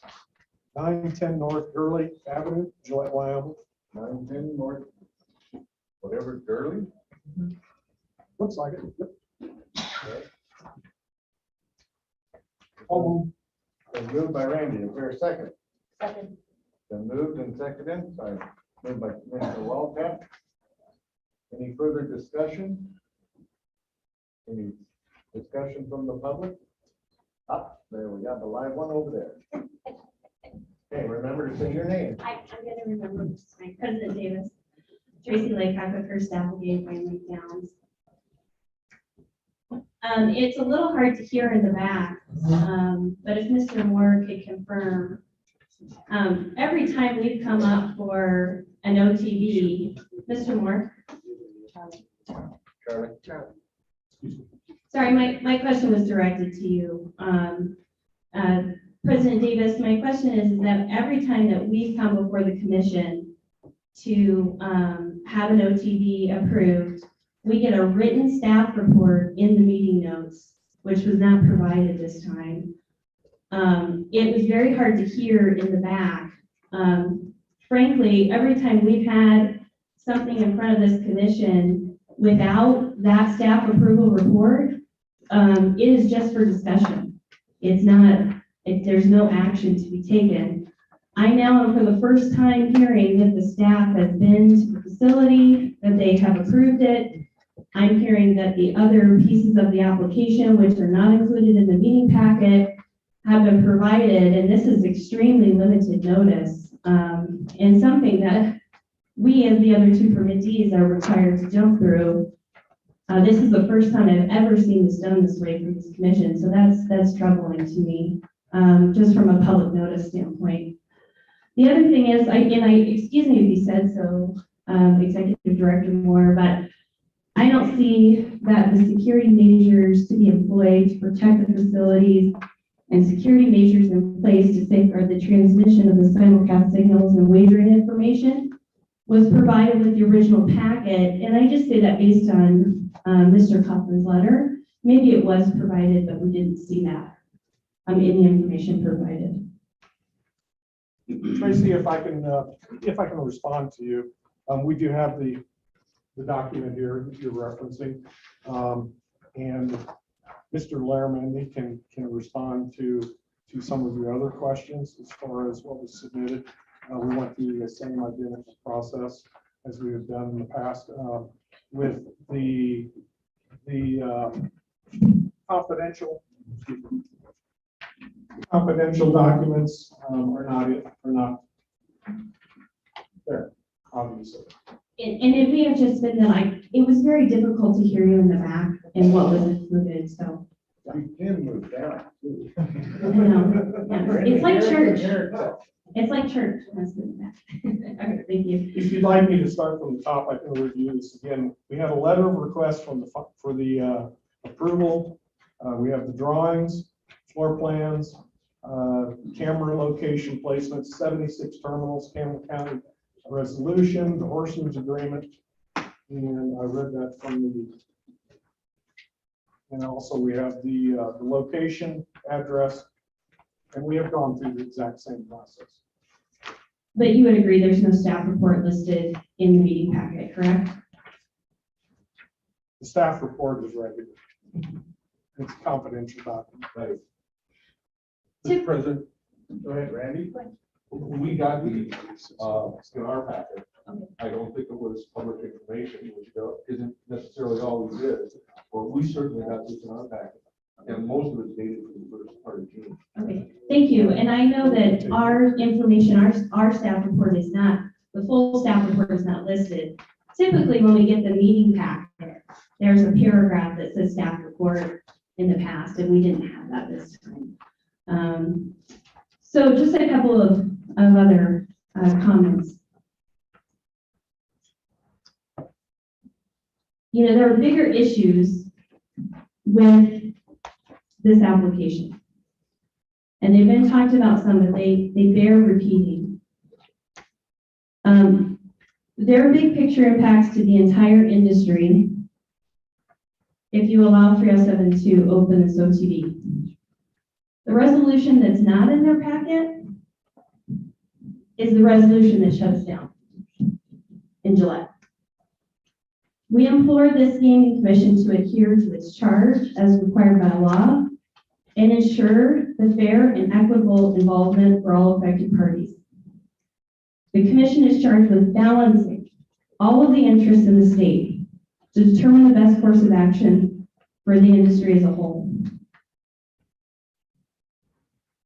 If the commission allows 307 horse racing to proceed with an OTB, while at the same time shutting its competitors down, this inequitable treatment to both Wyoming Downs and Wyoming horse racing is devastating. If this commission allows 307 to open an OTB while Wyoming Downs and Wyoming horse racing are forced to shut down, the commission will be reinforcing the unlawful monopoly in Gillette. There is also the issue of lost tax revenue. Due to the forced closure, OTB closures for Wyoming Downs and Wyoming horse racing, right now we have a loss of the Breeders' Award of approximately $100,000, and this is, right now we're at about 7 weeks closed. The city of Gillette, Campbell County, and the state of Wyoming, this gaming commission, each have lost about $122,000 in tax revenue due to the forced closures in Gillette. So all told, right now, we're talking about $500,000 in tax revenue. It is imperative for this commission to understand that tax revenue is gone. Gone. At some point, this has to stop. This lost revenue will impact the live horse racing season next year. Purses will be cut, Breeders' Award will suffer, and so will the tax revenues to the gaming commission. So we ask this commission, like I said before, to stand up for industry, the horsemen, and free markets. Because it shouldn't be the government decide who gets to play in the sandbox and who doesn't. Economic Systematic protectionism is not a rational basis. All permittees must be treated equitably. As we all know, there's a lawsuit pending with the county commissioners. Therefore, Wyoming Downs and Wyoming Horse Racing request either you don't approve the OTB location and we get the lawsuit figured out in Gillette, or you let us all open and let the free markets decide. I'll stand for any questions. Mr. President, Go ahead, Randy. it's true. I don't disagree with anything that you're saying. However, we would be going against the statute as it's written and our own rules if we wrote those. Because right now, neither Wyoming Downs or Wyoming Horse Racing have a letter of approval to operate in Campbell County from the county commission. We didn't have anything to do with that. That county commission did that, and that is something that we require as far as statute and as far as our rules are concerned.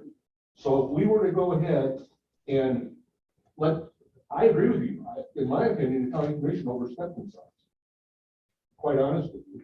But the thing about it is that I am not comfortable going against state statute and our own rules. So I think there's a solution to that, which is that everybody remains closed in Gillette. You can't give preferential treatment.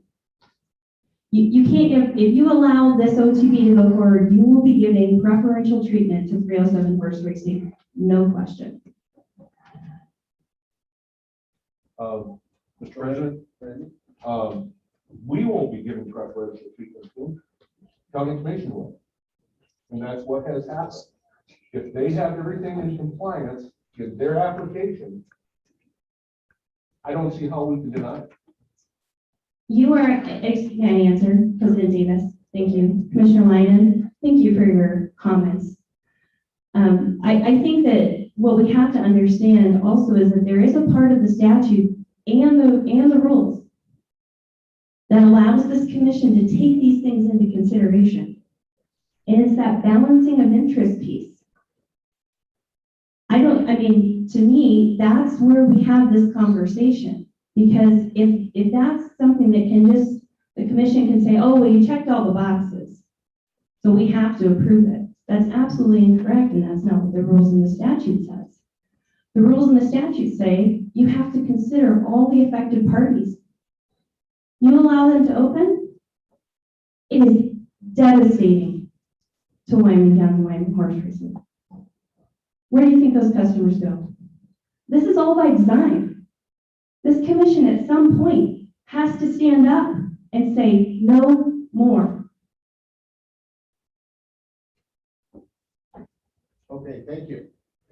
Mike, could you refresh our memories here on the commission? What our status is between counties, commissioners, and what the commissioners can do? Mr. President, Commissioners. You get the mic. Mike Taylor with the Attorney General's office. Yeah, I think, basically the statute says that there are certain requirements in order to operate an off-track betting location. One of those being county approval, another one of those being commission approval. Commission can't approve it with the county without the county approving it first. And so they're kind of separate responsibilities. And so, right now, there's been discussion about Campbell County and they're going through the process of appeal and I think a declaratory judgment action. Really that's kind of in the court hands as far as the county action.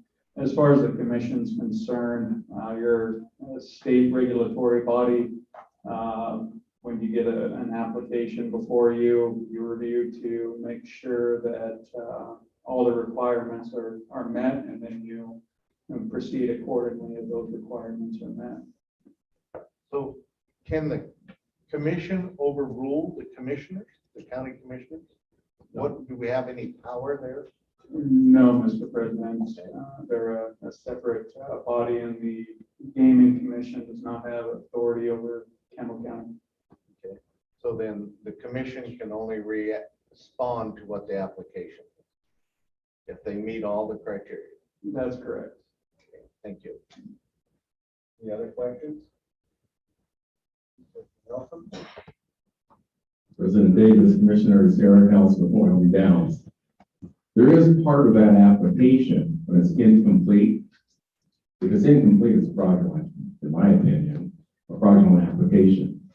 The financial impact, did they tell you, Charlie, that their plan was to shut down all the OTDs? Is that in the appeal application, that their plan was to go to the county commission and shut us down?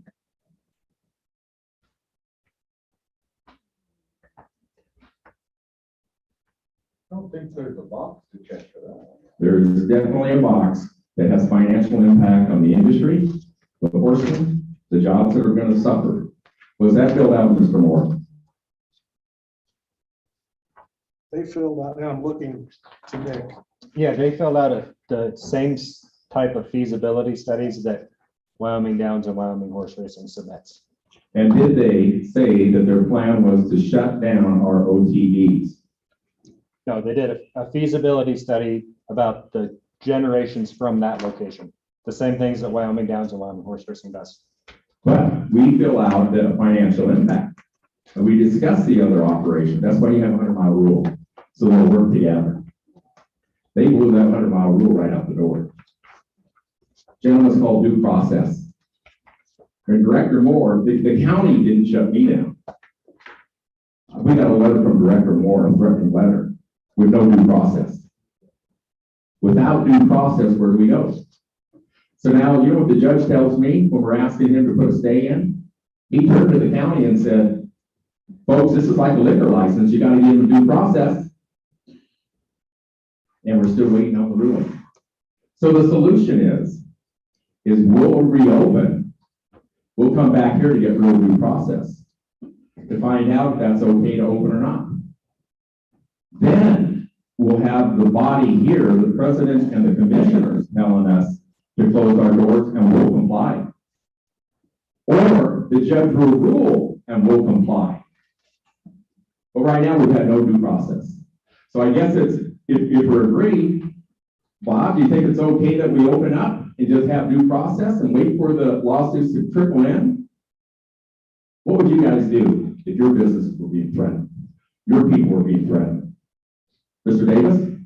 I believe Eric, and correct me if I'm wrong, Mike, if they do not have the proper permit and it's related to the commission, then the commission has no other direction other than to issue a letter that your permits are not in place and that the OTD cannot operate. We would have to have some due process. The county commission did shut me down. Director Moore shut me down. We had no due process with the commission. We've got a county that's out of control up there. And if that's going to be the case, that's going to be in every county. It is your job to stand up and say this location has to be stalled, or if you elect to allow them to open, we'll reopen and we'll come back in to have some due process. Because we think that lawsuit is what is going to determine, because we can't determine it here, so the judge is going to determine it, and we shouldn't have to shut down. The judge didn't shut us down. The county didn't shut us down. Director Moore shut us down with a letter that threatened us. That didn't come from the commission, that came from Director Moore. We didn't get to argue. So that location is very important. If you grant the opening of the Pari-Mutuel property, then you're only granting us to go ahead and reopen and let the judge decide. This commission would have to stand down and wait for that judge to decide, and we will comply with that issue at that time. Or you bring us back in, we talk about due process, we file more lawsuits, we do a lot more inquiries to find out what's going on up there. And that's where we're at. We're in a lawsuit right now to find out, and we should be shut down. The commission should be shutting us down. That letter should not have been sent. And we should have the opportunity to reopen and have due process. It's in the court right now. The judge is looking at it. And as that goes on, the damages continue to the whole industry. Because they're going to Tom Jones. They're going to Tom Hershey. They even said they don't doing it. This commission has to stand up and either delay their opening and reconsider it, or allow us, without a threatening letter, we'll wait for the due process, gentlemen. It's just not fair. What happens if I say, hey, I like that veterinarian because he's gonna do something for our county? He's gonna say, hey, I like that bar, so close that bar down. No due process. The judge even said the liquor has more standing than these folks do at that county. So I'm really concerned, and I would ask you to either delay the request for that location until that judge makes a decision, because he's the only one looking at it. It has all the facts. Or we reopen without the threat from this commission and let the judge decide again, because that's where it is. It's only fair. Would you agree? Would you agree? Taylor, do you have an opinion on this? Mr. President, is there a specific question? There was a lot there. I mean, one thing I could comment on is Just a moment.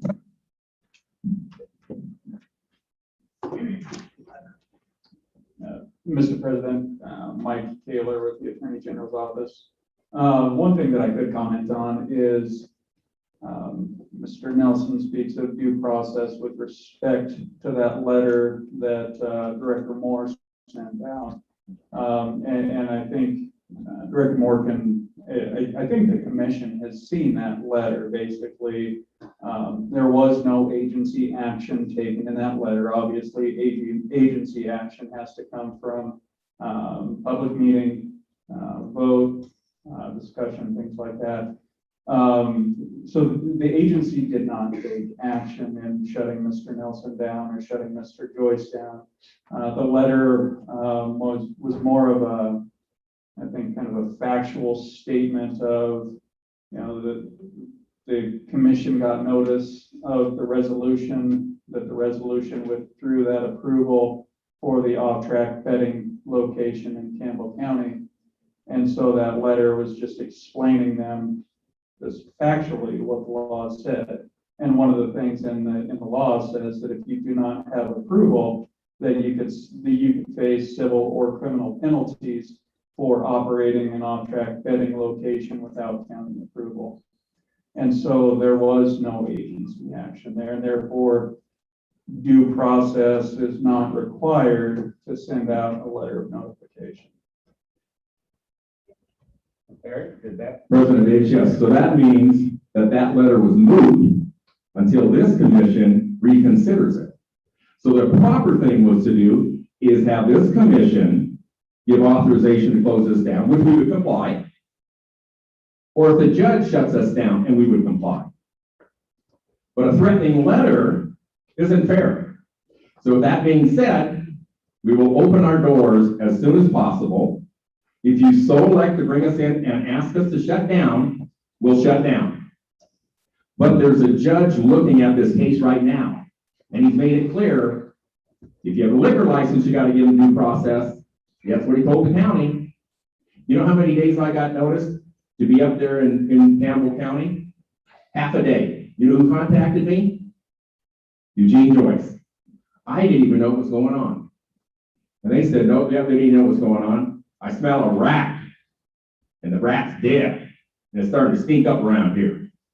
So if that letter is moved, we're going to reopen, call us back in, we'll have a discussion on it.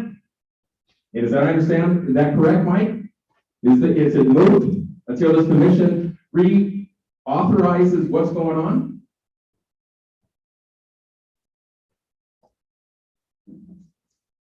Mr. President, as the attorney for the commission, I answer to the commission as far as legal interpretation. I don't know that I'm allowed to get into a legality discussion with Mr. Nelson about it, but to that end, the commission did not take agency action, and the commission was not facing taking agency action at that time. Director Moore was putting them on notice of certain laws that it's expected that they follow. And They can do what they choose. If they desire to open up and they do open up, they just need to know that they can face civil and criminal penalties for operating without county approval. So if I may continue. So basically, the letter is moot until you folks decide. Well, there's a lawsuit going on. So we should be given the benefit that lets the judge decide or the commission decide. And we shouldn't be having to stand down for the employees and for the horsemen and the breeders and the taxes while they enjoy opening up. So that being said, no harm, no foul, we'll reopen, we'll come back in. Little jail time doesn't hurt me. Might lose a few pounds.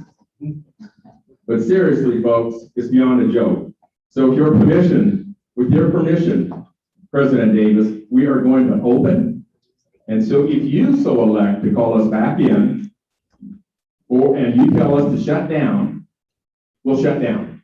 But we shouldn't be jeopardizing our whole license and our whole careers because of a letter that came out from Director Moore without authorization from this commission. Just one moment. Director Moore has the letter, and we will read it publicly here, so you can interpret it at that. But I'd like some direction from this commission. If we reopen, is it okay for us to reopen and be called back in? And in the event you folks say close down, we'll close down. President Davis, Jenny Wildcat, I appreciate Sarah's comments, but we're kind of off track from the agenda item. We're supposed to be discussing the opening of the location, which is kind of a point of order.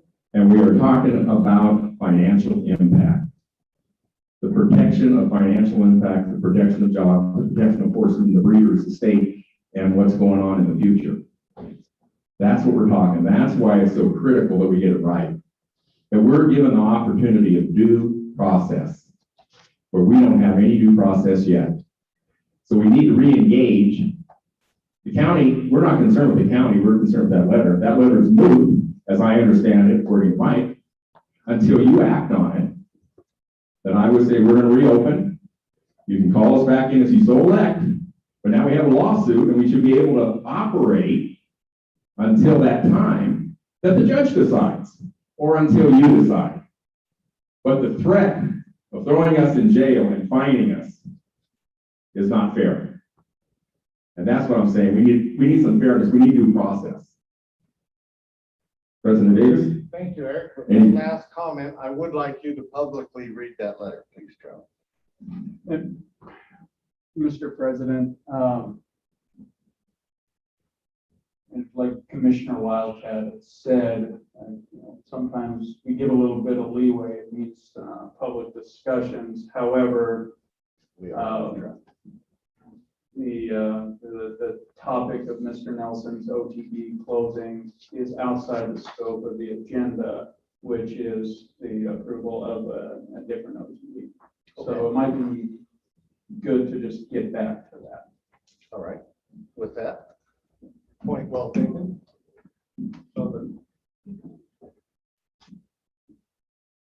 Eugene, you have a comment, please? Yes. Okay. Thank you, Mr. President. One of the things that is troubling for me is that both the live permit for 307 and the simulcast HHR permits that this commission approved last year, both of those applications, by their own admission, were incomplete. In fact, the letter you got from their attorney said that 307 is now prepared to complete its simulcast permit. And so my question is, this is a specific question, and if it can't be answered, I think this motion needs to be tabled until we get concrete proof. Question number 9 on the simulcast permit asks for the security measures that are going to be employed regarding OTBs, everything from cash handling to protecting the data. Okay, that should have been part of the simulcast permit at last year that was given to you. And so that is really critical. I mean, I have a security manual that I provide to the commission every single year, updated every single year, as part of my simulcast permit. It's a 40-page document. Okay, so my specific question is, has 307 provided that? Now, again, you voted on these applications, both of these permits, and they were both incomplete by their own admission.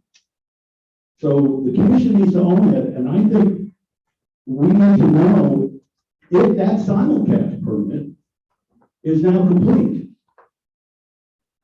That's it.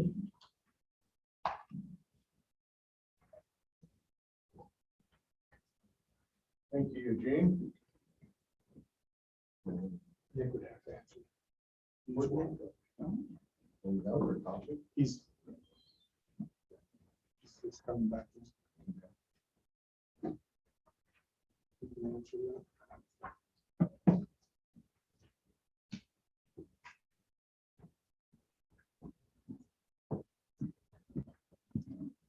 This is a question for you.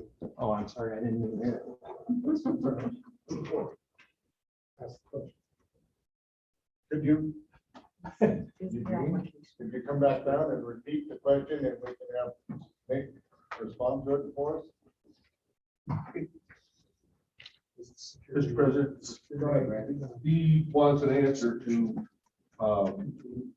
number 9, under their permit application, whether that was fully complied with. Is that correct? That is correct. So if you just want to read.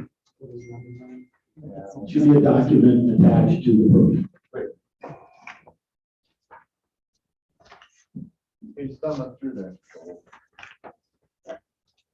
Again, their original permit was something that they received to quote unquote complete their permit.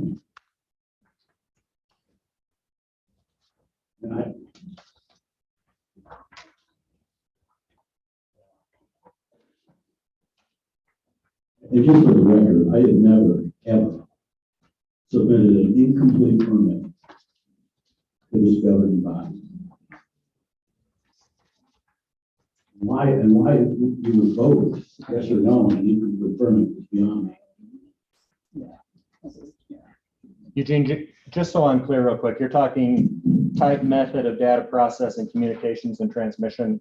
Question number 9 on the simulcast permit application. Yes, all of that stuff has been submitted to the commission. Okay, thank you. You're welcome.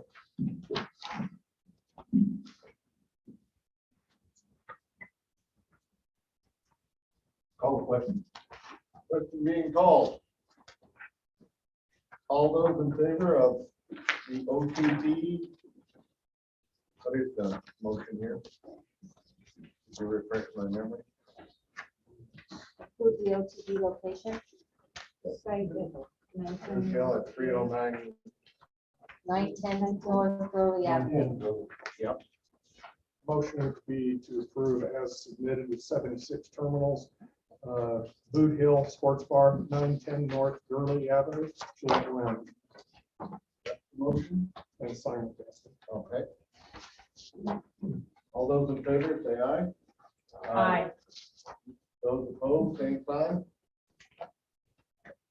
Motion carried.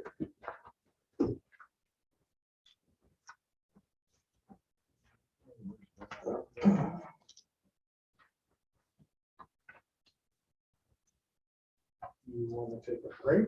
Yeah. Yes. We're going to take a 10-minute. 10-minute, please. 10-minute break. Yes, what time is it? Quarter after 11. Quarter after 11. Be back So, here. 11:20. 11:20.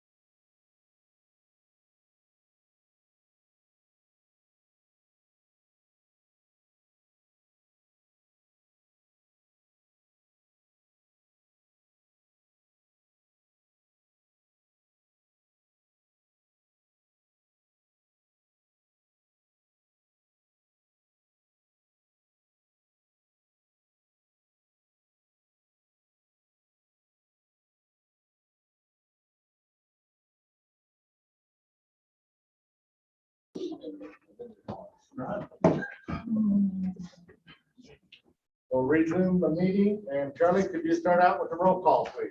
Yes, thank you. President Davis. Here. Vice President Broussard is absent. Excuse me. Commissioner Covello, excused. Commissioner Daigle. Here. Commissioner Berry. Here. Commissioner Lyman. Here. Commissioner Kerr is excused. Commissioner Pacheco is excused. Commissioner Wildcat. Here. Thank you. We have a quorum. Okay, at this time then, Charlie, let's go back to item 6, number C. Thank you. Request received June 2nd for HR request approval for Exacta Code System update. Thank you. Yes, we received a request June 2nd, 2021 from 307 Horse Racing requesting the approval for Exacta Tote System update consisting of 4 new wagering profiles, IGT, and the associated games. The wagering profiles were reviewed using the 18-point review method. Upon completion, the review process and watching the submitted gameplay submissions, the staff agrees with the GLI conclusion that was with it as well. The GLI reports. It has been determined and verified by GLI that the results of historic horse races compared against the selections are the only determining factor in the outcomes of a player's wagers. The outcome of the game is entirely determined by the picks evaluated against the results of historic horse races. Additionally, it was verified that the player has the opportunity to exercise of skill or judgment where the outcome is not completely controlled by chance alone. The entertaining display of the game is populated deterministically using only the player's choices and the winning horses in historic horse racing without any intervening random elements. The submission is consistent with other submissions and the approval appears to be compliant. Games and their associated math models, Red Hot Tamales, 020001 HBDX01, Mega Wheel, 020009 HVCX01, Solar Disc, 002001 HBBX01, and then Coin Omania, 020009 HVAX01.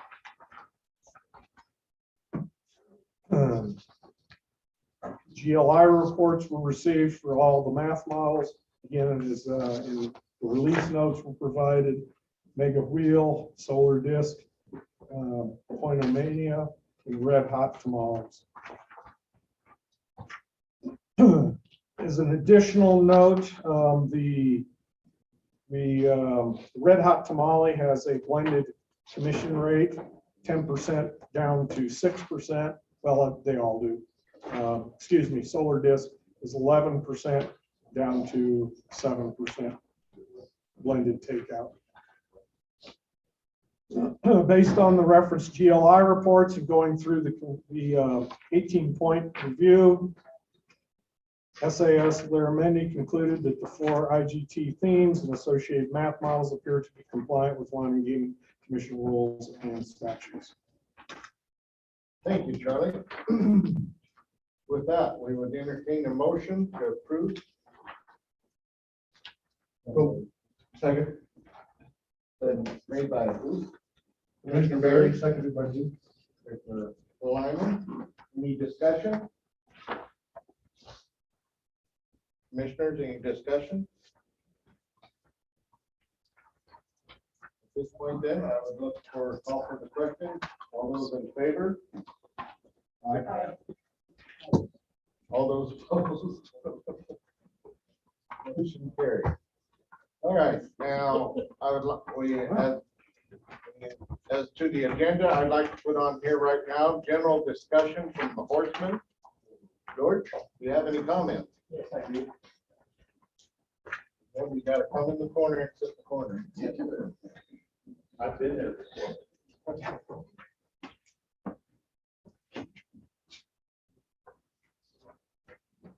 President Davis, Commissioner Moore, Third Director Moore, Commissioners, Senator Driscoll. I'm George Spivey with Wyoming Outreach Racing Association. Just a couple comments. We do have an horseman's agreement with 307 Horse Racing. We do have a horseman's agreement with Eugene Joyce with Wyoming Horse Racing. I think there's been some misconceptions of what a horseman's agreement and what WABR actually does. WABR is a representative of the horse. They're not representatives of the operators. We support the operators in the things that they do that advance horse racing. One of the comments I'd like to say with the machine shut down in Gillette, the horsemen are losing somewhere in the neighborhood of $40,000 to $50,000 a month to the Horsemen's Fund. Also, the lack of revenue that's generated and the dollar amounts that are lost in Campbell County right now. As per the Horsemen's Agreement, our horsemen will suffer probably the purses for next year, not necessarily this year, but by the wording in the Horsemen's Agreement, the purses will probably be reduced 25%, which also means that the stakes races, the added monies will be reduced about 25%.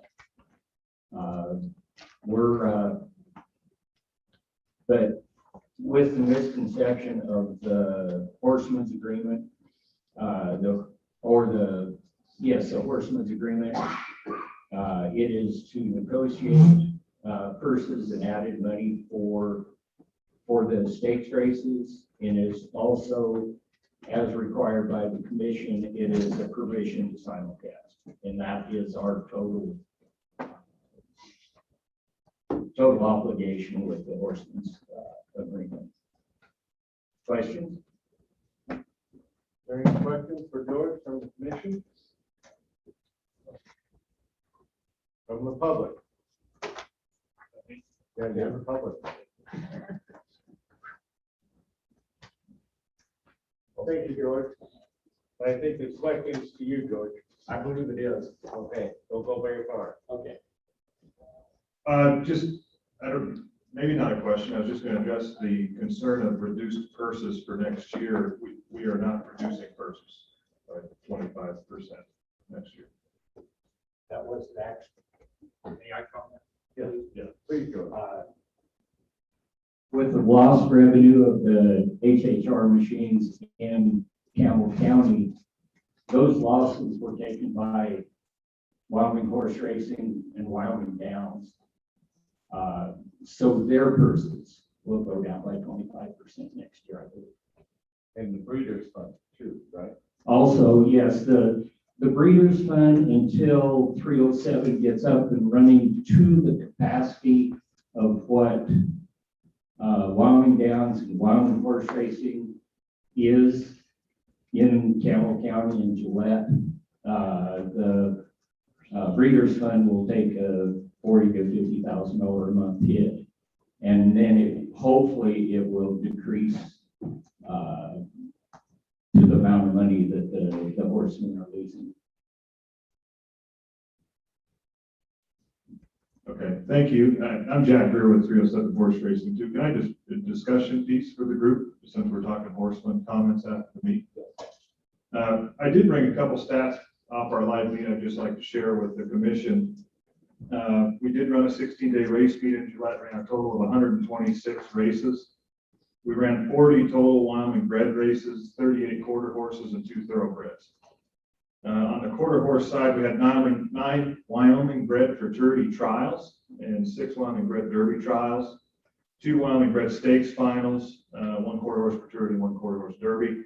And then we did have 1 Wyoming bred fraternity consolation, which I thought was a really good thing we had this year up there.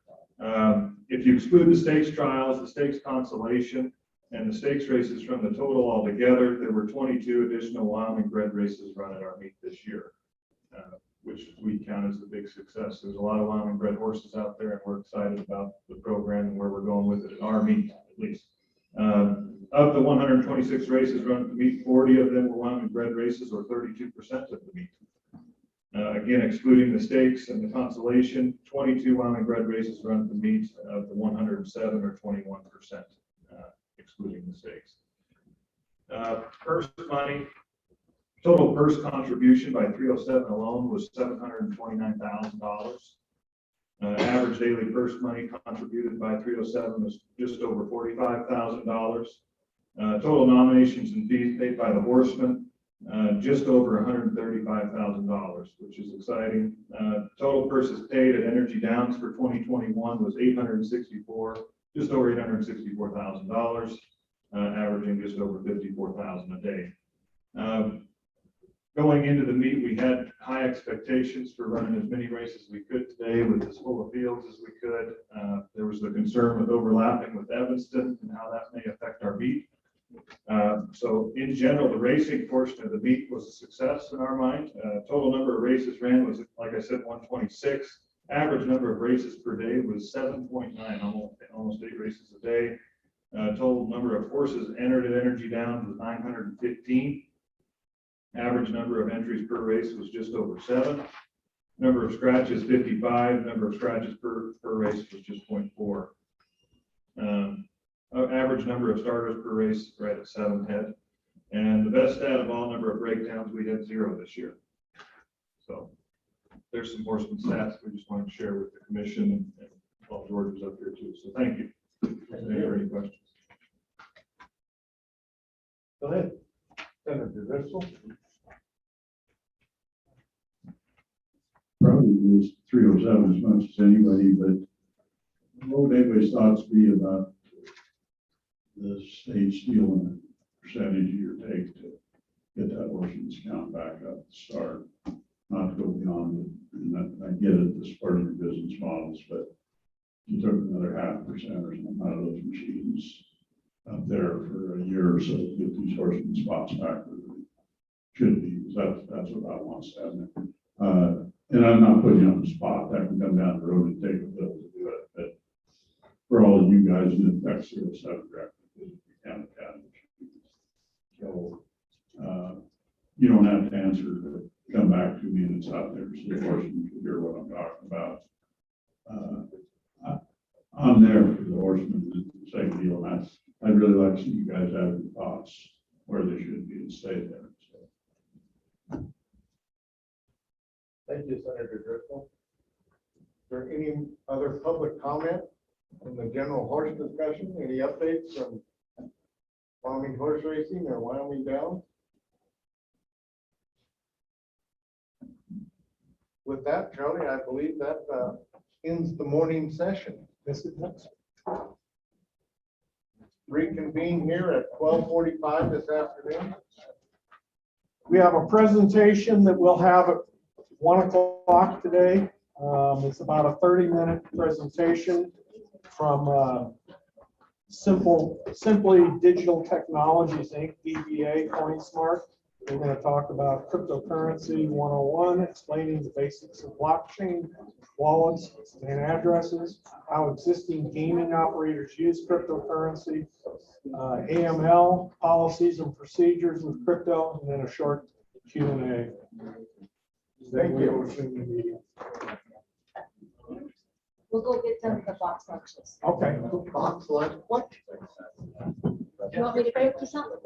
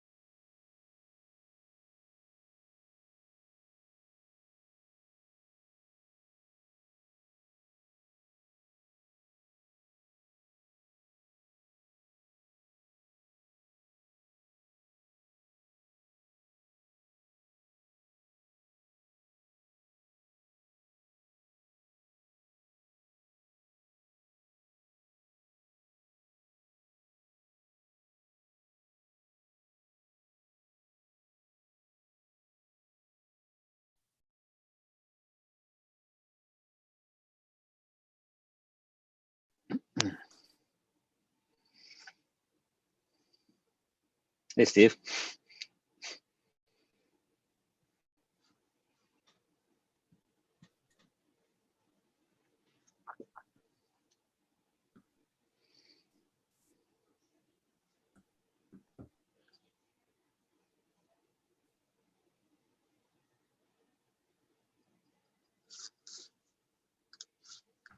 Being live streamed on YouTube. Famous.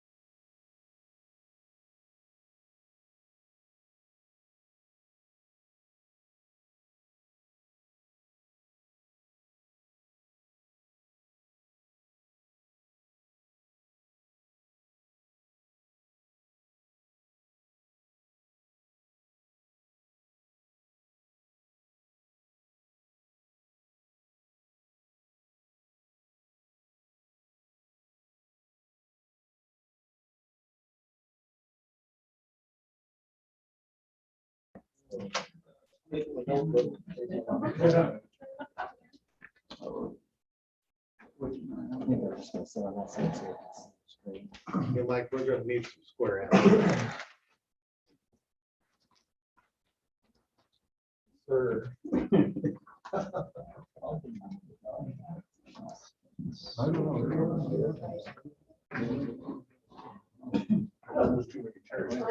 Is that live? Yeah, they're there. They can hear us and everything. I'm a little wider than you. So we just need to know which one's gonna present and then I can spotlight their screen. So Well, Stephen and Justin will be the presenters. You want to adjust the lights a little bit, Charlie? Sure. Okay. Oh.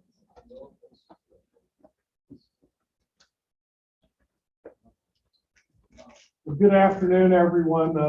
we're very fortunate to have with us today. Oh, great, now I can't see what I was reading.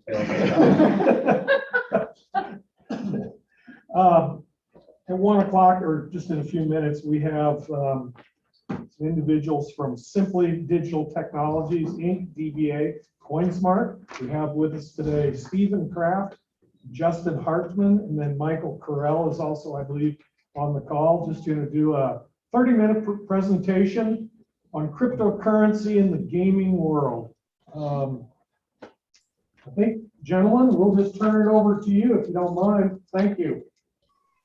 Absolutely. Well, good afternoon, everyone. Thank you for having us join you today. As you said, we're from CoinSmart. Is there a possibility that we can share our screen here to go through a little presentation with you, or is that not possible? Sure. Yes, you should be able to. It says that host is disabled, participant screen sharing.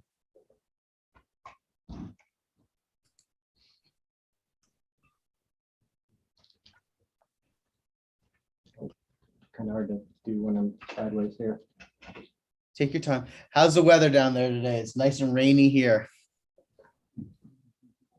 Share the wealth a little, will you? Can you do it now? Let me try it out.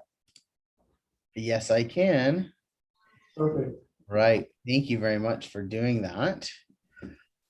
All right. So as I said, we're from CoinSmart. We really appreciate you having us here today. And Steve and I are going to go through a little bit of a presentation here, tell you about what we know about cryptocurrency. Please feel free at any time to jump in and ask a question. This can be interactive. We're happy to help wherever we can and don't want to go too fast or too slow for you guys. Myself, Justin Hartman, I'm the founder and CEO of CoinSmart, or known as Simply Digital Technologies USA. And we have Stephen Kraft, who's our operations lead here at the company. Hi, everyone. Hey. So we stand for three things specifically at CoinSmart, three words specifically, and they are making cryptocurrency accessible. And what this means is we wanted to make it available to everyone, no matter the amount of knowledge you have in the space. We want to make it accessible to you. So headquartered in Canada, we're founded in 2018. We are a Wyoming registered cryptocurrency exchange right now, known as Simply Digital Technologies USA, as I said. As we chose Wyoming as a very friendly state for us. We've loved being part of it so far, and we're happy to keep moving forward. And we're going to tell you more about that today. So CoinSmart is not only FinTrack regulated here in Canada, but we're also FinCEN regulated down in the US. We stand for the safety and security of our customers, and we make that our top priority. We are helping break down the barriers of complex cryptocurrency world so that everyone interested can be involved. And we do that by not just saying we make it easy, but what we do is we've reduced the amount of clicks someone has to do to purchase it. We've automated all the processes so there's no wait time. And what we really do differently and better than anyone else out there on the market today is we offer 24-hour a day, 7-day a week, omni-channel live support. There's no question too big. There's no question too small. We want to be sure when you're dealing with someone's capital, with someone's money, whether it's for a payment, whether it's an investment, whether it's a trade that they're doing, we know how nerve-wracking that can be, especially in a new asset class. And we want to ensure we reduce all those barriers at any point. So those are some of the things that we really stand for here today. So what's on top? We're going to go through the basics of what crypto is. We're going to talk about AML and compliance and how we handle that, crypto payments in gaming, and then open up the floor to questions at that time. So I'm going to pass the floor over to Stephen, who is our in-house expert, who will be able to help and give some basics on what crypto is today. Thank you for the introduction, Justin. Nice to meet everyone. So I'll be going over some of the our Crypto 101. Now, I'm not sure everyone's level of their understanding of cryptocurrency. I'm sure there's varying levels, so I'm going to try to keep it as basic and non-technical as possible, but feel free to jump in if you have any questions while I'm running through the presentation. So what is cryptocurrency? At its core, cryptocurrency is a form of digital money. Digital money, before the blockchain, before cryptocurrency, actually has a pretty rich history. really ever since computers were invented, people were trying to figure out ways of payments digitally. But just like you can easily copy a photo, you can pretty easily copy digital money. So there needed to be a way and a technology to figure out how to avoid what's called the double spend problem, meaning I can't just copy $50 and send the same $50 to Justin, to Nick, to Michael. And we needed to find a system or invent a system that would create an immutable ledger, so something that can't be changed, where people can safely make payments and that there is a record of those payments. Okay, but the other innovation here is that we, or the cryptocurrency, developers, the people who were developing Bitcoin, which was the first cryptocurrency, needed to do this in a trustless way. And what I mean by that is that there is no central government or central bank or central corporation that controls any decentralized cryptocurrency, and that it's essentially a group of miners or validators who are helping secure that network. They're all over the world, they're globally distributed, and the way that the software is written is that you actually don't need a central body or a central source of information. That was really the innovation that happened with cryptocurrency, is that you can do this and incentivize these miners or these validators to behave honestly. Because at first, and there are many different ways of doing it, but at first you're looking at a proof of work, that if you're solving a block, which is just, think about it as a page in a ledger, to solve that block, you need to burn electricity and buy expensive hardware. So if you're behaving dishonestly and you're putting in transactions that didn't actually happen, the rest of the network will know about it and they won't accept what the page that you put in.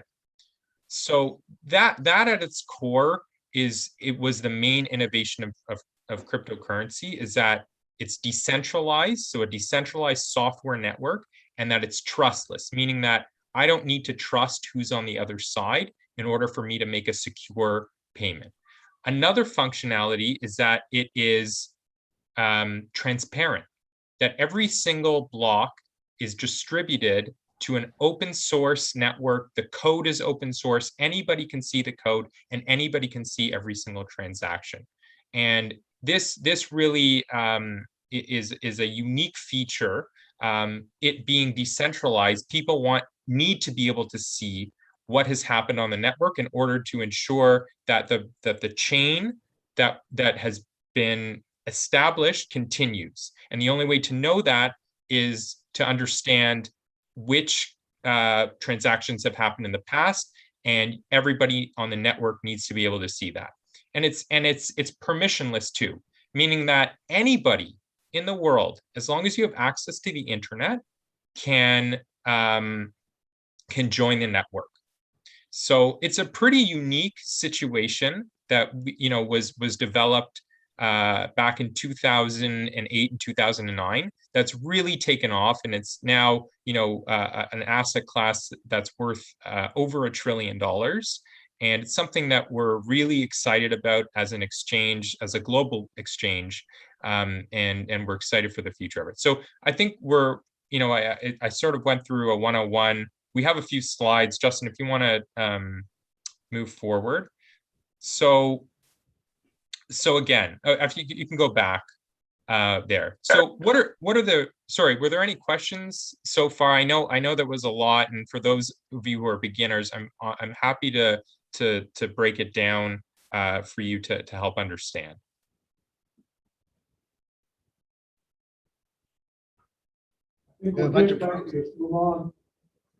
Okay, great. So really the advantages. So what is the advantage of a decentralized network? It's very secure and it's really hard to manipulate. When you have thousands of people validating a network, in using software instead of a middleman or a centralized organization, it really opens up the world to different possibilities. So we see that as a big advantage in the future of digital payments, having decentralization. Now, it doesn't necessarily mean that every single blockchain is decentralized. There is, in some cases, room for centralized blockchains. We're not going to get into that, but it's something to really think about. But really, at its core, a cryptocurrency network or blockchain should be decentralized. Again, it needs to be trustless. So if I can just take a moment and we think about the history of the internet, we're thinking about Web 1.0, where it was just read and write, right? I could post a website and somebody could access that web address and read it. And that was really the functionality. Then along came Web 2.0, which was a lot more interactive. I could then write a message from my computer to your computer, but no one was really investing in the protocol layer on an email protocol. No one was investing in that. Where the value was accrued there was at the application level. So companies like Google and Facebook gained a lot of value because they built applications on top of these protocols.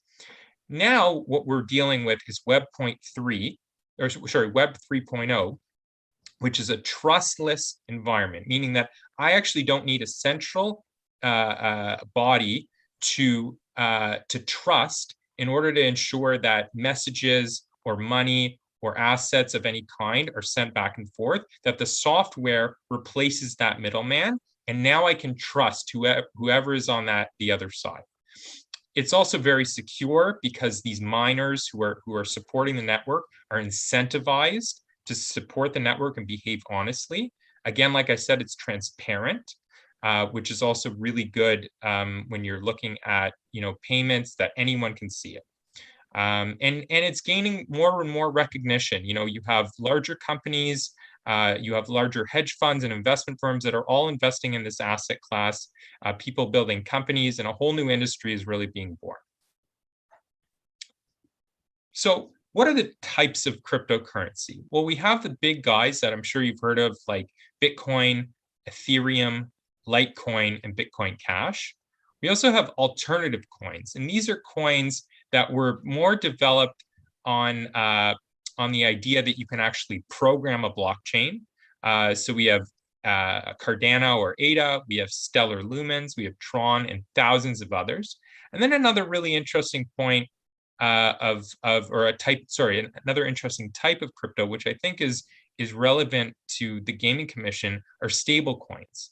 And stable coins are tokenized versions of a US dollar or whatever currency exists, and they're pegged to the US dollar. So $1 of USDC, the C just stands for circle, or USDT, the T stands for tether. These are just two different networks that support a pegged version of the US dollar that exists on the blockchain. So you don't need to constantly worry about volatility on the blockchain. And you also don't need to constantly on-ramp and off-ramp between fiat and cryptocurrency. So what are the current uses?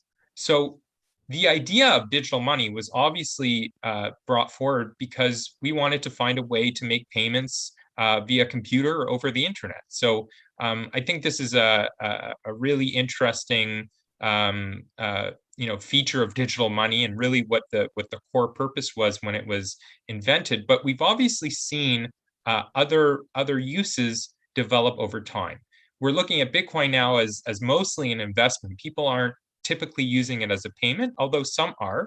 It's typically used as a store of value now, much like investors had invested in gold. Investors are now investing in Bitcoin as a form of digital gold. We also have lending platforms, so you can use your cryptocurrency to lend and borrow, whether it's on margin or whether you're looking to, for a loan or things like insurance products. You can actually, put up crypto as collateral and earn interest on that. And the last thing is art and NFTs, where you now have a way of tokenizing art on the blockchain and having it represented with an image, and that gives provenance and immutability as to who actually owns that piece of digital art. And sorry, and just one more thing, NFTs, for those who are unaware, stand for non-fungible tokens. which is, fungibility is obviously one of the main properties of money. Non-fungible simply means that, I have one piece of art or a token that represents art. I can't necessarily trade that one token of art for something else or for the same token of art, right? That they're not really fungible. They're not really tradable between tokens, if that makes sense. So how do people host cryptocurrency, or where do people hold it? They hold them in digital wallets. So there's two main types of digital wallets. There's a hot wallet and a cold wallet. A hot wallet means that it's connected to the internet, either via an exchange or via an application that lives on your smartphone or on your desktop. And usually hot wallets are used for active trading, meaning that it's a lot easier and more accessible if you're looking to trade between cryptocurrencies and actively use your cryptocurrency. A cold wallet is typically a piece of hardware, like a USB key, that is not connected to the internet and never is connected to the internet, but can host your cryptocurrency and is connected to the blockchain. Paper wallets were another relic of wallets that should not be used, where people used to write their keys down and put, with a QR code, but those obviously got damaged pretty easily. So those are the types of wallets that are typically used when it comes to cryptocurrency. And now I'll pass it off to Justin to speak about fraud prevention and the remaining of the presentation. Absolutely. Thanks for that, Stephen. Great job there.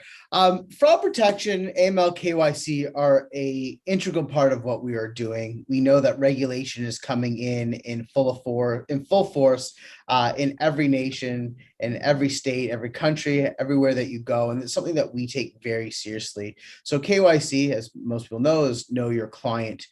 We've come a long way from, a few years ago where it was a complicated human interaction process. Now we can use tools that involve AI, machine learning, machine vision learning, where we can go take a picture of someone in real time on their phone or on the computer, just like we're using Zoom right now, understand they're a real person, get a picture of their ID, compare those pieces, and really instantly walk through a verification. And this is the key underpinning of anything we do in this space. They have to go through the KYC process, or if you're an institution, not an individual, to the KYB process, which is a little bit more cumbersome, but again, can be done in minutes or hours, not days or weeks, which is really impressive and helped us move this industry forward much quicker than it would have otherwise. So other tools that we use in fraud protection are key. I don't know if many people know about these tools, but things like chain analysis, elliptic, cipher trace. So every transaction, whether it's coming on the way in or on the way out, we can actually analyze where it's been, where it's touched before, what people have IPs that are on it, and we can know if it's ever come from a source that we're not really happy with or doesn't meet our own internal compliance programs. I think that's a key aspect. If we see that this money has come from a wallet from a sanctioned country, we can stop a transaction right away in its tracks, or we won't send one out to a sanctioned country, or the same thing happens for money laundering or so on and so forth. So this is something that we take a lot of pride in. The community's come a long way, and we implement that in every transaction. And then on top of that, not only understanding where it's come and gone, like I said, we can identify, and we have tools in place and teams in place to ensure that we're not falling under any AML issues or terrorist financing issues. These are two big pieces that are fraught with problems in the cryptocurrency space when you're working with companies that are non-legitimate or just haven't taken the next steps to become compliant with their jurisdiction. So I think it's really important that we talk about those all the time and how we look for them. So we have a chief compliance officer in every country in which we do business in. These are people who are very well versed in AML and terrorist financing. They know the patterns to look for. And again, this is all not by hand. We can, in every transaction, in every trade that happens, every payment that we make from our platform, we have systems that go out and look for patterns that might happen. Then it gets flagged and then a team member can look at it. So really trying to ensure that we're only dealing with the right people in the right way at all times. So let's talk about payments for a second here and what we do on our side at CoinSmart. And payments is something we spent a lot of time, invest a lot of money in. We've been fortunate to be working with and even have people on our board from some of the largest companies that are working with you to become regulated right now. So it's a space that we know quite well when it comes to online gaming. And we've seen over the last 3 years a surge where maybe 1% of payments to online gaming companies was in crypto. And now that's moving into the 10% plus range. So it's becoming very prevalent. It's an absolute need. And for all the reasons that we've talked about previously, it helps with bringing down fraud. It helps down with chargeback issues that happen, as well as ensuring compliance across the board for everyone involved in the matter. And we see Bitcoin, stable coins like USDT, Tether being used again. That's more of a payments coin versus something that's held and has a store of value. And other alternative coins like Tron, which has been very big in the gaming community. We also offer things, it was called auto sell wallets for our customers, in which if they're taking in payments, let's say they have to pay out or they're getting paid by a marketing firm for work they have done, or vice versa, they can provide a wallet for them. And if that company was in Hong Kong that they're doing business with and they're paid at 3 a.m, the problem that might happen is they send Bitcoin, one Bitcoin that's worth, let's call it wishful thinking today, $50,000 USD for a Bitcoin. By the time they wake up in the morning and trade it and deal with it, it could see anywhere from a 1 to, we've seen 30% changes in it at that time. So our auto sell wallets, as soon as we see it recognized has been hit that wallet, we sell it for them, reducing any market risk, and then it can be wired out or requested a wire at any time back off to them. Another product that we have is invoicing. Just as it said, same way you'd use any other product for invoicing, but now they can send out an invoice and the person on the other end, if they choose, or banking rails are hard for them or whatever it may be, to pay by cryptocurrency. And what we do is we give them a X amount of window. It depends on the volatility of the market right at that point. If you need to pay $1 million, it will say you have to pay 38.4 Bitcoin, give you 5 minutes to send it in. As soon as it's received, again, it's sold out for them. They can add the fee to it. They can pay for the fee themselves, and we wire it out to them instantly for them. So it always coming in and always done automatically. And then again, this all relates into taking payments in the online space, where now what we can do is, and we've built the tools to allow this, just like if someone came to any site there is today, DraftKings or whatnot, and they chose to make an inbound payment, instead of credit card or other options, wire payments, which obviously take some time and energy to do, they can choose crypto. And again, they'll decide how much they want to send in, they'll send it, we process automatically, so there's no market risk for them or slippage. It automatically allows the company to credit their account. They can instantly start playing and doing what they need to do in that very minute. So we've reduced fraud, we've reduced time, we've reduced chargebacks, and now we have a very safe and secure, auditable way of sending and receiving money for these companies. So I kind of combined those two, but again, I think you understand they can register, make a deposit easily by choosing crypto, fund their wallet instantly, and start playing instantly. And I think that's the key aspect with the other things I spoke about. So that really takes us to the end of our presentation. We love to work with you guys and the companies that are coming in here to be the provider as a Wyoming company ourselves. I know that we saw that's a very important piece, especially to be paying taxes and working with the people in Wyoming and keeping the ecosystem going. So thank you very much. We appreciate you allowing us to come in and help explain a little more about Bitcoin. We want to open up the floor for anyone who has any questions at this point. Do we have any questions? Oh, it's a quiet bunch. I have one. Here's the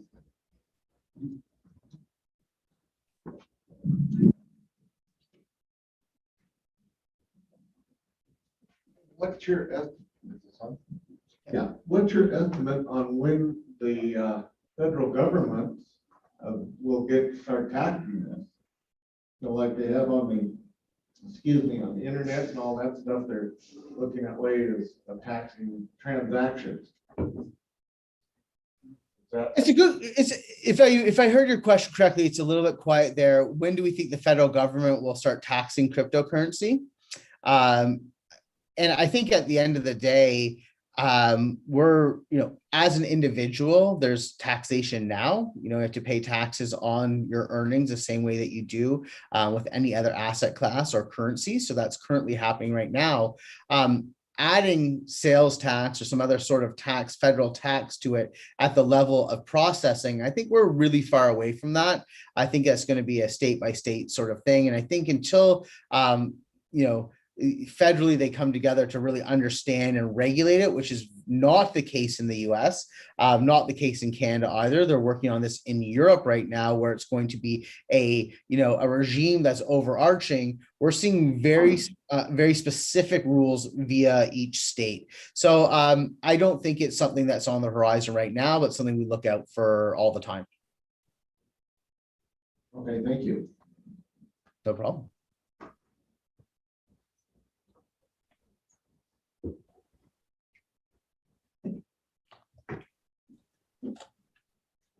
Okay, I actually have a couple of questions. This is Jenny Wildcat, I'm the commissioner.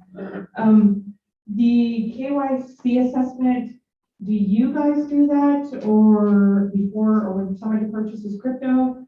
Or is it also up to the operation to do it? Who would do that when gambling with crypto? Well, I think that's a good question. It's something that we've been grappling with ourselves over here. We know that the actual operators need to be doing that themselves for each of their clients. And there's easy ways to integrate to hand that off to us on an as needed basis. But for us, when processing payments on their behalf, we don't actually have to receive a user's KYC because we're KYCing the company and we're working on their behalf. On their side, and as a payments, we need to be have them as a KYB client to us. That being the case, we've built our system where we can take care of KYC for them and pass that information back to them as well. That's an added service that they need. Again, fully automated. So it can go both ways, and we're open to whatever makes most sense for the state and the laws that are coming into place. Okay, the second question that I have is the stablecoin. Is that a requirement to purchase stablecoin to gamble online, or have you seen any other possibilities of gambling with those that are not as stable as stablecoin? So to be frank with you, it's mostly it's like ever changing right now. We're going through an evolution now. It has been mostly non-stable coins. It's been Bitcoin, Ethereum, and Tron. I know have been the three major players in the space. USDT, Tether specifically, is having a very big insurgence right now. We're seeing it take over from Ethereum and Tron. Bitcoin is still something that people have a lot of easy access to. So we see that and stable. I think moving into the future, stable coins are specifically great for this reason. They add another layer of security because a coin like Tether is not fully decentralized. I want to make sure there's a clear definition between centralized and fully centralized and decentralized, and we've seen this in the past, if there's a bad actor, if there's something that's gone wrong, if there was some sort of technology hack out there and there was an issue for an operator, they can actually have Tether Foundation get involved, seize those addresses, and then return that money back to the rightful owner in case of a problem. So I think that will be an added layer of insurance for people involved in here as we continue to move the industry forward. Does that answer that question for you? Yeah, it does. And I'd also like to know how do you handle the volatility since it's not completely stable right now?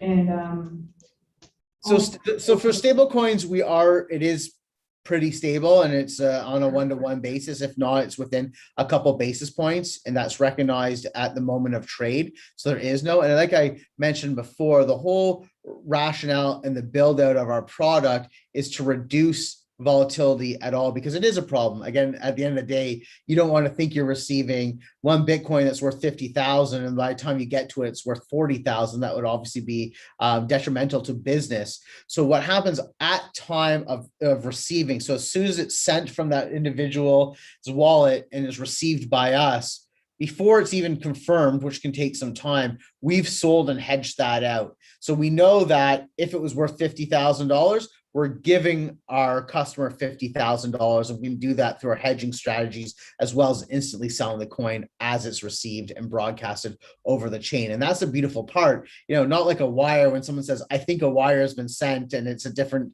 FX, and you have to do FX on the other side, and it may get held at the bank for a day.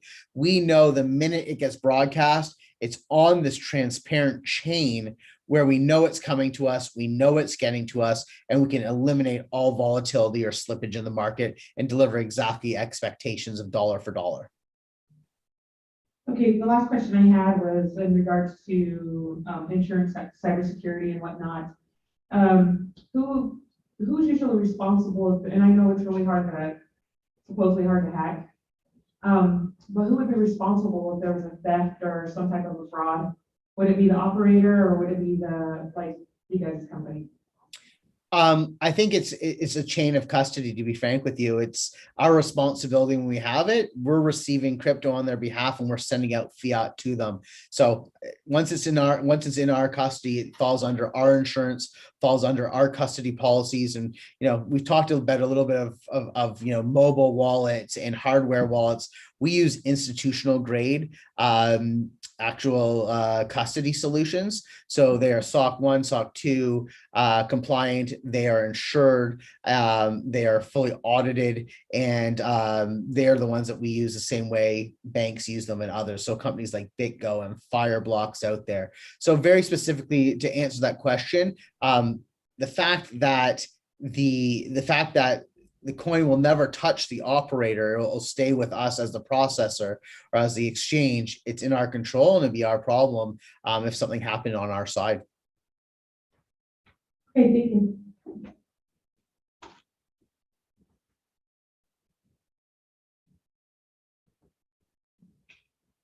Other questions? New member on board the gaming commission with the nice sunny sun, nice shiny sunglasses. You got any questions? Nope. All right, with that, Charlie. Thank you very much, gentlemen. We appreciate you joining us today. Thank you for the information. We look forward to follow up. Absolutely. Thank you for your time. We appreciate it very much. Have a great rest of your day and a wonderful weekend, everybody. Be well. Thank you. Thank you.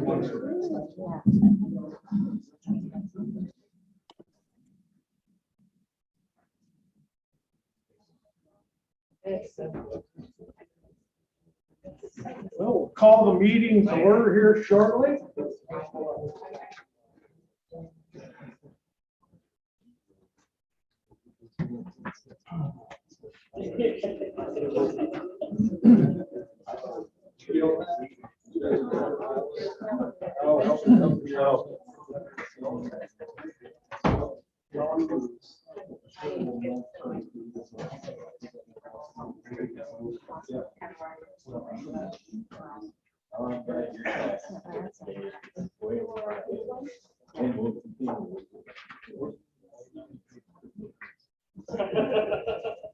With that,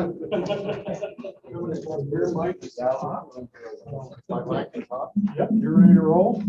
with that, Nick, could you tell us what he said? Not on that one. Should we do a roll call? Please, Charlie. Thank you. President Davis. Here. Vice President Broussard is absent. Commissioner Covello is excused and absent. Commissioner Daigle. Here. Thank you. Commissioner Berry. Here. Commissioner Lyman. Here. Commissioner Curry is excused and absent. Commissioner Pacheco is excused. Commissioner Wildcat. Here. Thank you. We have a quorum. President Davis. Thank you, Charlie. With that, I would like to go. I inserted a response to, excuse me, a response to a letter received from PRW on June 15th. The Joint Travel and Recreation Wildlife Cultural Resource Intern Committee writes to first express our concern with the administration of application review process required under Section 4 of the 2021 Senate File 56 SEA 44. I thank Senator Ellis for the letter. There are a couple of things in there that we'd like to correct on their informational part.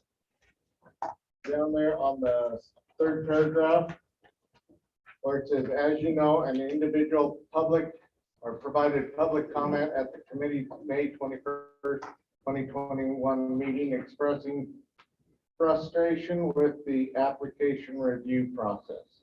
After diving into that, we have a comment that hopefully can kind of clear that up a little bit here. Our investigative staff, this individual has a response that would be a little more appropriate there and clear this up. This individual has applied as a location under the 2020 session law. The vendor that she was operating the games but failed to submit a lab report for these games and was denied because of this. Furthermore, during the review process, commission staff has contacted them numerous times regarding their submission of fingerprints and additional information needed to complete the review to no avail. They have not submitted anything to the commission in order for them to be reconsidered. This includes fingerprints, background questionnaire information regarding games in the place of the lab report. Under the 2020 sessions law, it stated that only a location with a skill-based amusement game in place at the time could continue to have them since the vendor she had failed to submit the statutory paperwork and was therefore denied under that law. She could not legally have the game because she did not have the skill-based amusement game in place. This is no different than locations that removed these games after being told they were unlawful and who can now get them back.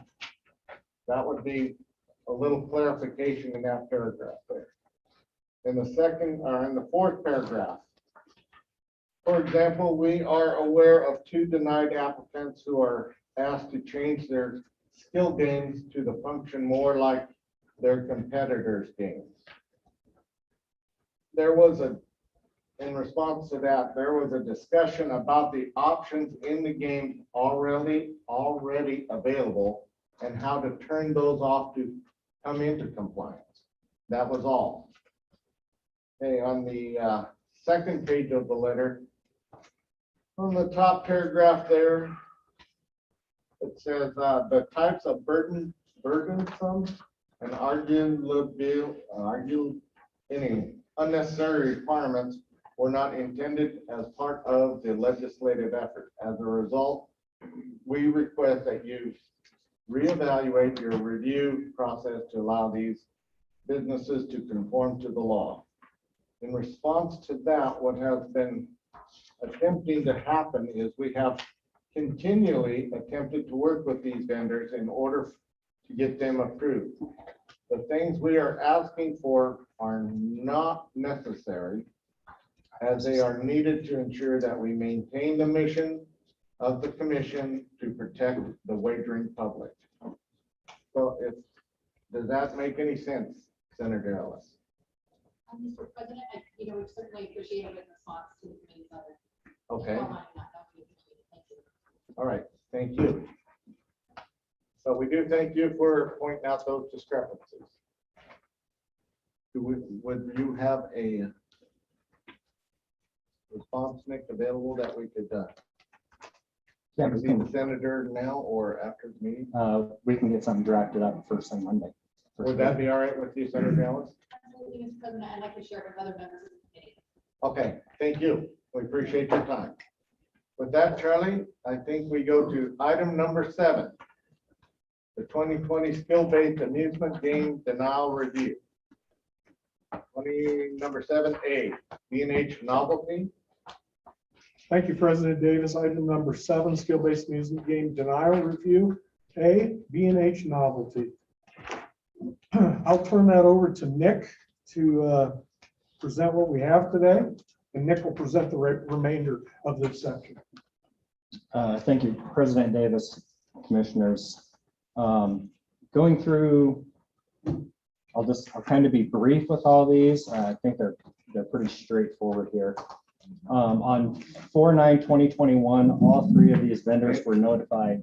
Oh, I got 2 things here. Does that work okay? Yep. Okay. So on 4/9/2021, all 3 of the vendors, BH Novelty, Sweets Amusement, L&L Distributing, were sent a letter notifying them of the new statutes, specifically Senate File 56 and Enrolled Act 44, Section 4, which talks about the re-review process. Since the signage and the passage of the Enrolled Act, Commission staff has been working very diligently with the vendors, the manufacturer, and all affected parties to get all the required information and well, really all the required information that we need to present this today. All 3 of these vendors, BH Novelty, Sweets Amusements, and L&L Distributing, have submitted all of their background information, fingerprint information. All of that information has come back with no statutory disqualifiers for them to hold the license. Furthermore, under the newly adopted statutes 1125-302B, all 3 of these vendors have opted to implement updates to their existing software and hardware, which is pursuant to 1125-302B. And with that, Vanilla Manufacturing has submitted a lab report. In your confidential package, you'll see that lab report in its entirety, as well as the investigative report onto that. About, I don't know, a week or so ago, Commission staff did a live demonstration against the lab report, and it appears to be in complete compliance. And it allows the patrons and the wagering public to exercise skill 100% of the time on plays. So with that, it is the staff's recommendation that we approve BH Novelty, Sweets Amusement, and L&L Distributing's vendor applications as amended. Thank you, Nick. Are there questions for the commission? Questions from the public? Oh, there you are. Senator Driscoll? How many more machines of this?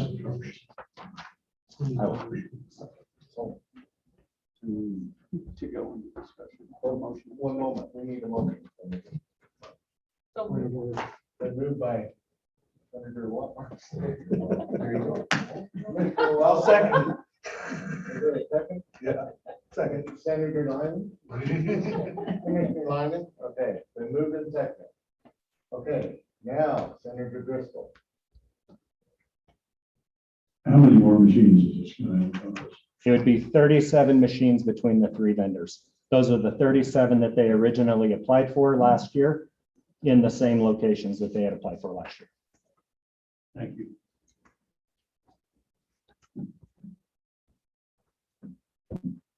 Any other questions? Does the public have any comment? Any back there? Up there. Microphone.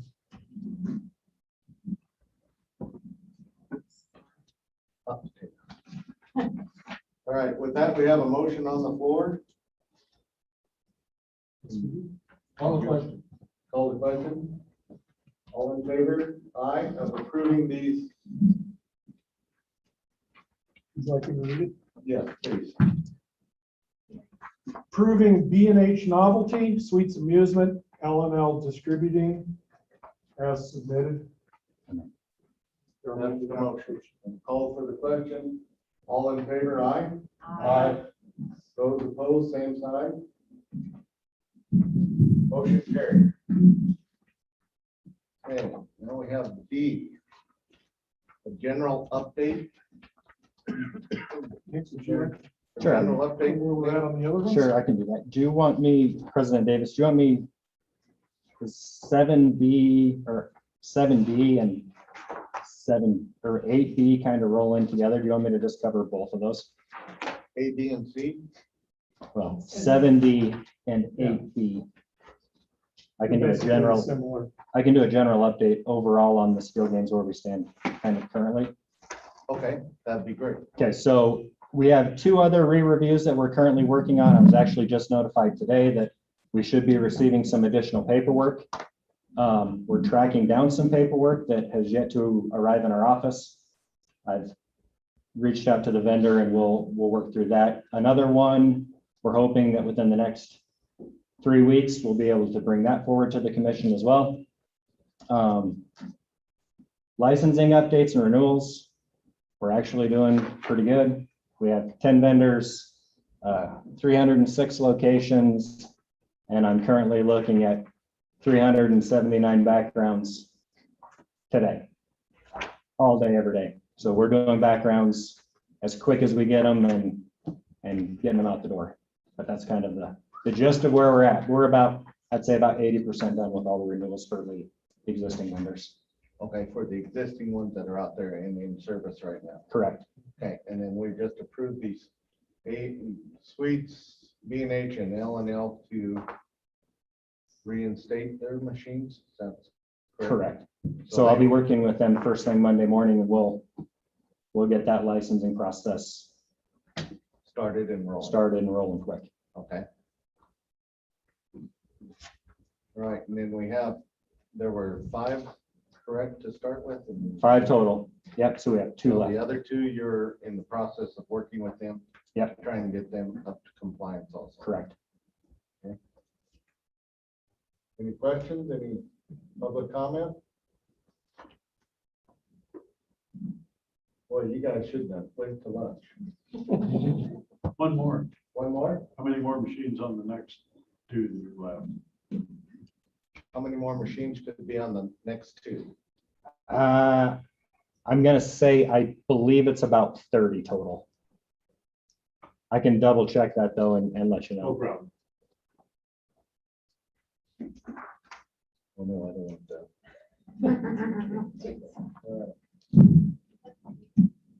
Oh, yeah, I heard something.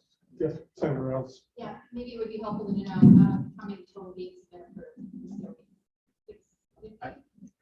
I'm sorry, one more time. How many skill games have been Today, with the ones from today, it'd be closer to about, gosh, I want to say, let me look. I'll look it up right now.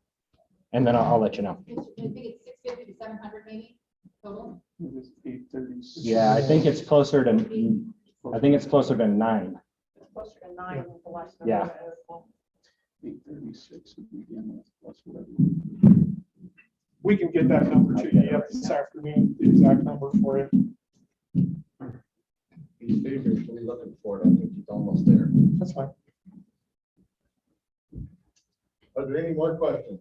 Go ahead.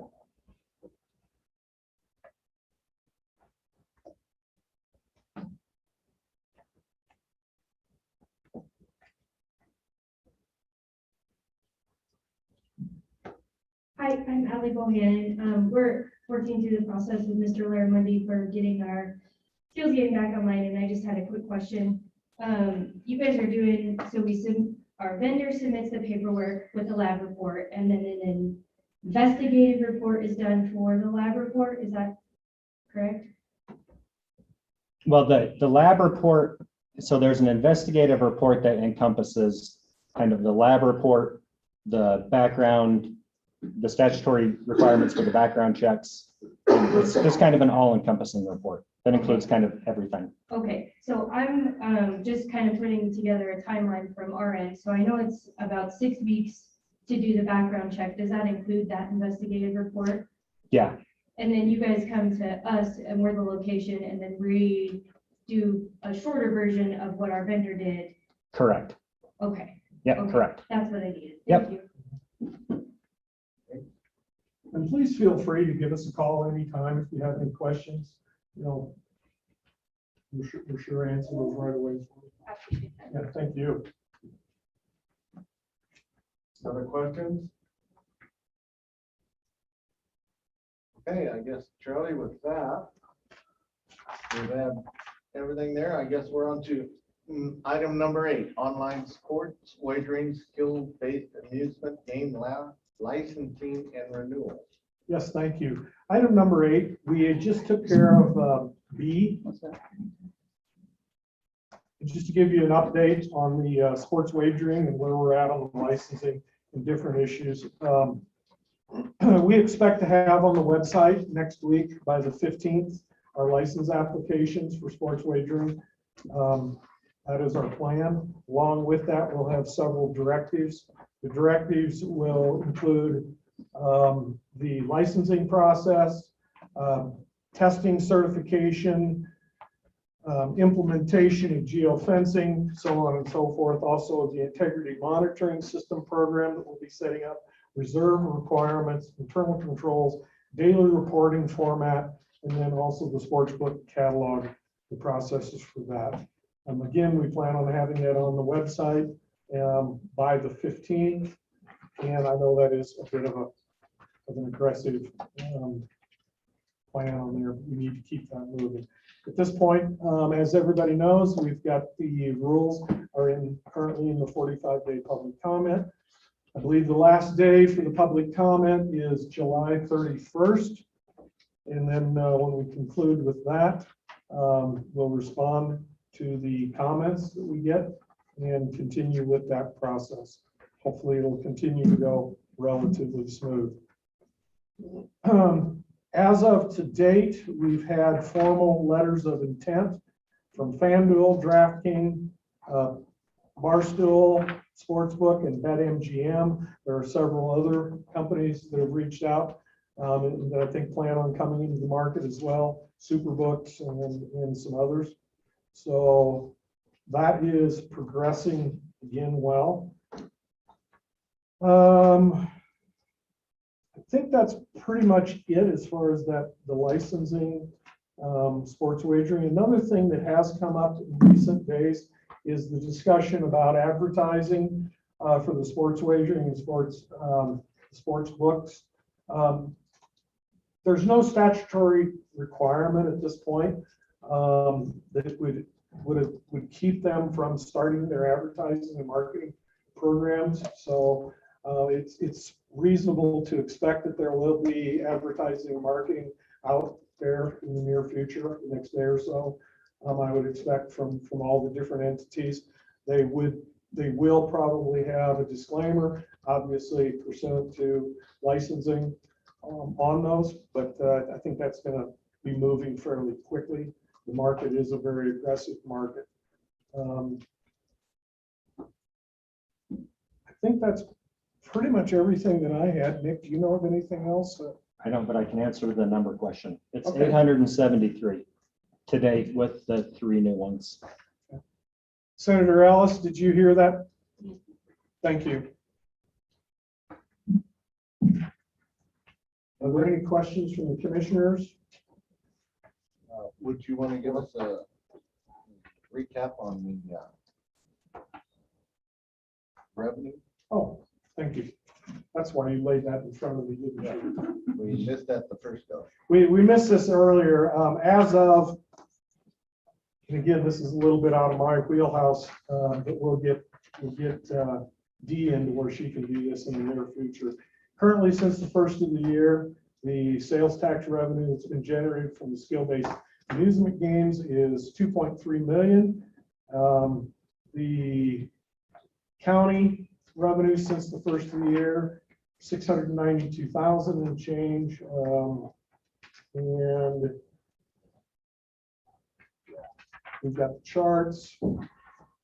And just so you know, with the leaving of Mr. Dobby, we've been playing catch up. We'll have our fourth quarter on the website. We'll have that all out there hopefully next week to where you can see all the revenues generated. We just concluded July 1 is the end of our fiscal year. And so we're auditing all that, all the different activities, and we'll have historic racing revenues, skill-based amusement game revenues, and have that delineated and on the website, hopefully by next week. Thank you, Charlie. And That's it. with that, are there other comments or public comments? Charlie? That takes care of line A and B. Okay, Charlie. Yeah. Let's go to item number 9, the rules. Hey, we did the general discussion earlier, didn't we? So we're gonna not get the rules. We'll have general That's what you just said. discussion. Thank you. Chapter 8 rules. Conduct of races. At this point, I don't think we're prepared to discuss those today.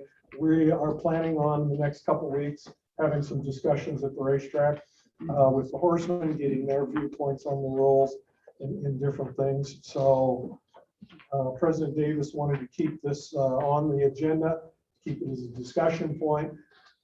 We are looking at changing the Wyoming red requirements and also some of our medication requirements, trying to get those a little closer in line with ARCI's recommendations on those, but we do want to have more conversation with our stakeholders before we are really prepared to move this on forward. Skill-based amusement game rules. I've been working with. Yes, go ahead. Sorry. Charlie, Yes. Is the HISA federal regulation going to affect any of these particular rules that we have? As far as chapter 8, no, I don't believe it will. Okay, I But didn't it know will how have. far, I didn't know how far they were going currently with their drug protocols, and I didn't know if it would fall. You know, we're dealing with some of the drug things in this chapter 8, and I just didn't know if we needed to be cognizant of what they're trying to do, and maybe instead of going through the rules process twice, maybe we needed to look at it a little closer. And that's exactly what we want to meet with the horsemen at both.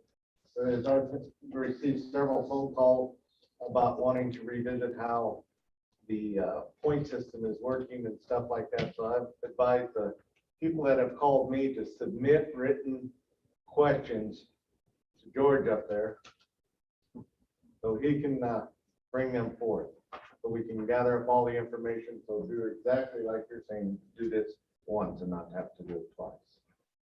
So we're not quite there yet, so. Okay, thank you. Thank you. Any other questions on our draft rules of chapter 8? Okay, Charlie, now let's go to B. Thank you. Skill-based amusement game rules. Again, we're working with the with quite a few of the operators that are out there. Now we have additional operators that will be pulling into that and discuss those rules. We plan on doing a rule process, while not as accelerated maybe, but with a lot of the stakeholder input from the skill-based amusement game individuals on the rules. We have originally, the original set of rules that we had laid out there, we took a lot of that from the Ohio rules and then we pared it down to work within the confines of the original confines of the legislation. Now that that's changed, we're looking at how does that fit and expanding on those rules. And again, there was a lot of things that we put in the sports wagering rules, which some of the same ideas can translate to the skill-based amusement game world, but with a different twist to it, obviously. And then also the intent is to move that same kind of methodology over to the historic racing side of it as well. And try to get a lot of parity across all the different wagering activities and build on that original model with the sports wagering. So over the next several months, we'll be having stakeholder meetings. Those will be open meetings. We can sit down, talk, do those different locations, or do that via Zoom. And also I do thank Cowboy Skills has been very good at providing different points of view on their rules and getting those to us, just as of the other day, former Attorney General provided me with a draft of their suggestions. So thank you very much for that, and it's been a pleasure working on those with everybody. I'm trying to read my notes. I think I think that's basically it. So then to look forward in the next few months, we will get the ball rolling about the. Ball is rolling, but we will have, I'm roundtable with them. expecting at the next meeting, we should have our first draft of rules. Again, we're consulting, as we did with the sports wagering, with GLI for their advice. We're also in conversation with Farley and Associate. I'm allowing them to chime in, give us advice if they see something, and we'll continue to keep a real open discussion with everybody on the rules. So we'll look for input from the industry. Are there any questions about the skill games, amusement, and the rules?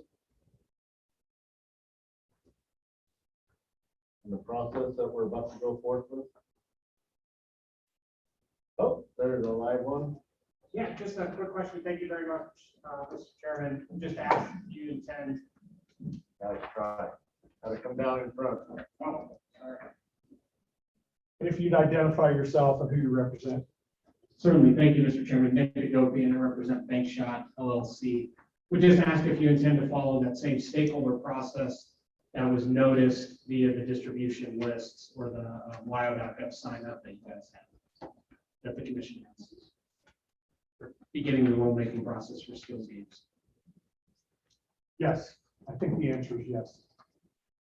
Thank you. If not, it will be. And if you have anybody you'd like to add into those lists so we can get as many people on board as possible, please do. Perfect. Thank you.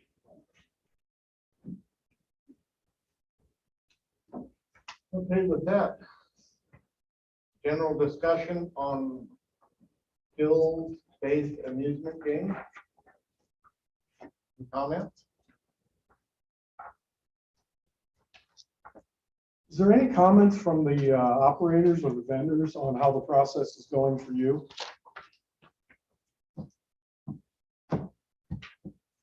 Can't be all that good. Perfect. Nick, you are doing a thumbs up job. They still gotta send stuff to me. That's what they're waiting. Okay, I guess if there's no general discussion, there's no reason for an executive session. Is it commission? Okay, if there's no reason for that, then we need to go down to item number 12, our next meeting. If I can jump in. Please. Thank you. President Davis, our next scheduled meeting was September 3rd. Inadvertently, I didn't realize that is a Friday prior to a holiday weekend. And a lot of people probably don't want to be sitting in a commission meeting. So with that, it doesn't matter to me. Obviously, you can see that from me doing that. With that, I may suggest that we cancel or reschedule. Also, through that whole September 1 period, we're going to have, hopefully, we need to be fairly flexible right through that period of time with our meetings because of the sports wagering and the deadline for the rules that are coming forth on that. So what do you suggest, Commissioner Davis? What would you What's the like to do? commission feel? kick it back a week or so, just because of, I know September 1's that deadline. So I know how busy the office is gonna be. Then maybe we can have a better meeting with the information brought forth from the public. And one of the other issues we're having is it's getting harder and harder to find a place to have a meeting. So we're gonna start looking at maybe doing it in other spots in the state.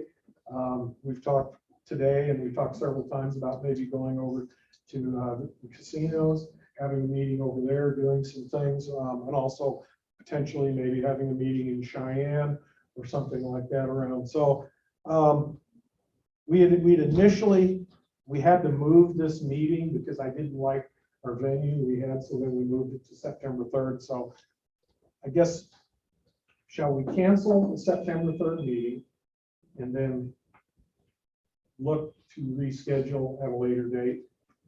Would that be? And do you need a motion to do that, or do we just want to allow you the flexibility? You give us the flexibility, we'll get it figured out. Yeah. And as far as I'm concerned, it could go all the way into October. Why? That's hunting season, that ain't gonna work. All right, with that, I guess we'll leave our next meeting date open to. We will cancel the September 3rd. Yes. Okay. Leave it open, and then if we have to, if we're required any special meetings, if anything comes up, then Charlie, we'll let that be up to you also. Okay. With that, meeting adjourned. Thank you all for coming.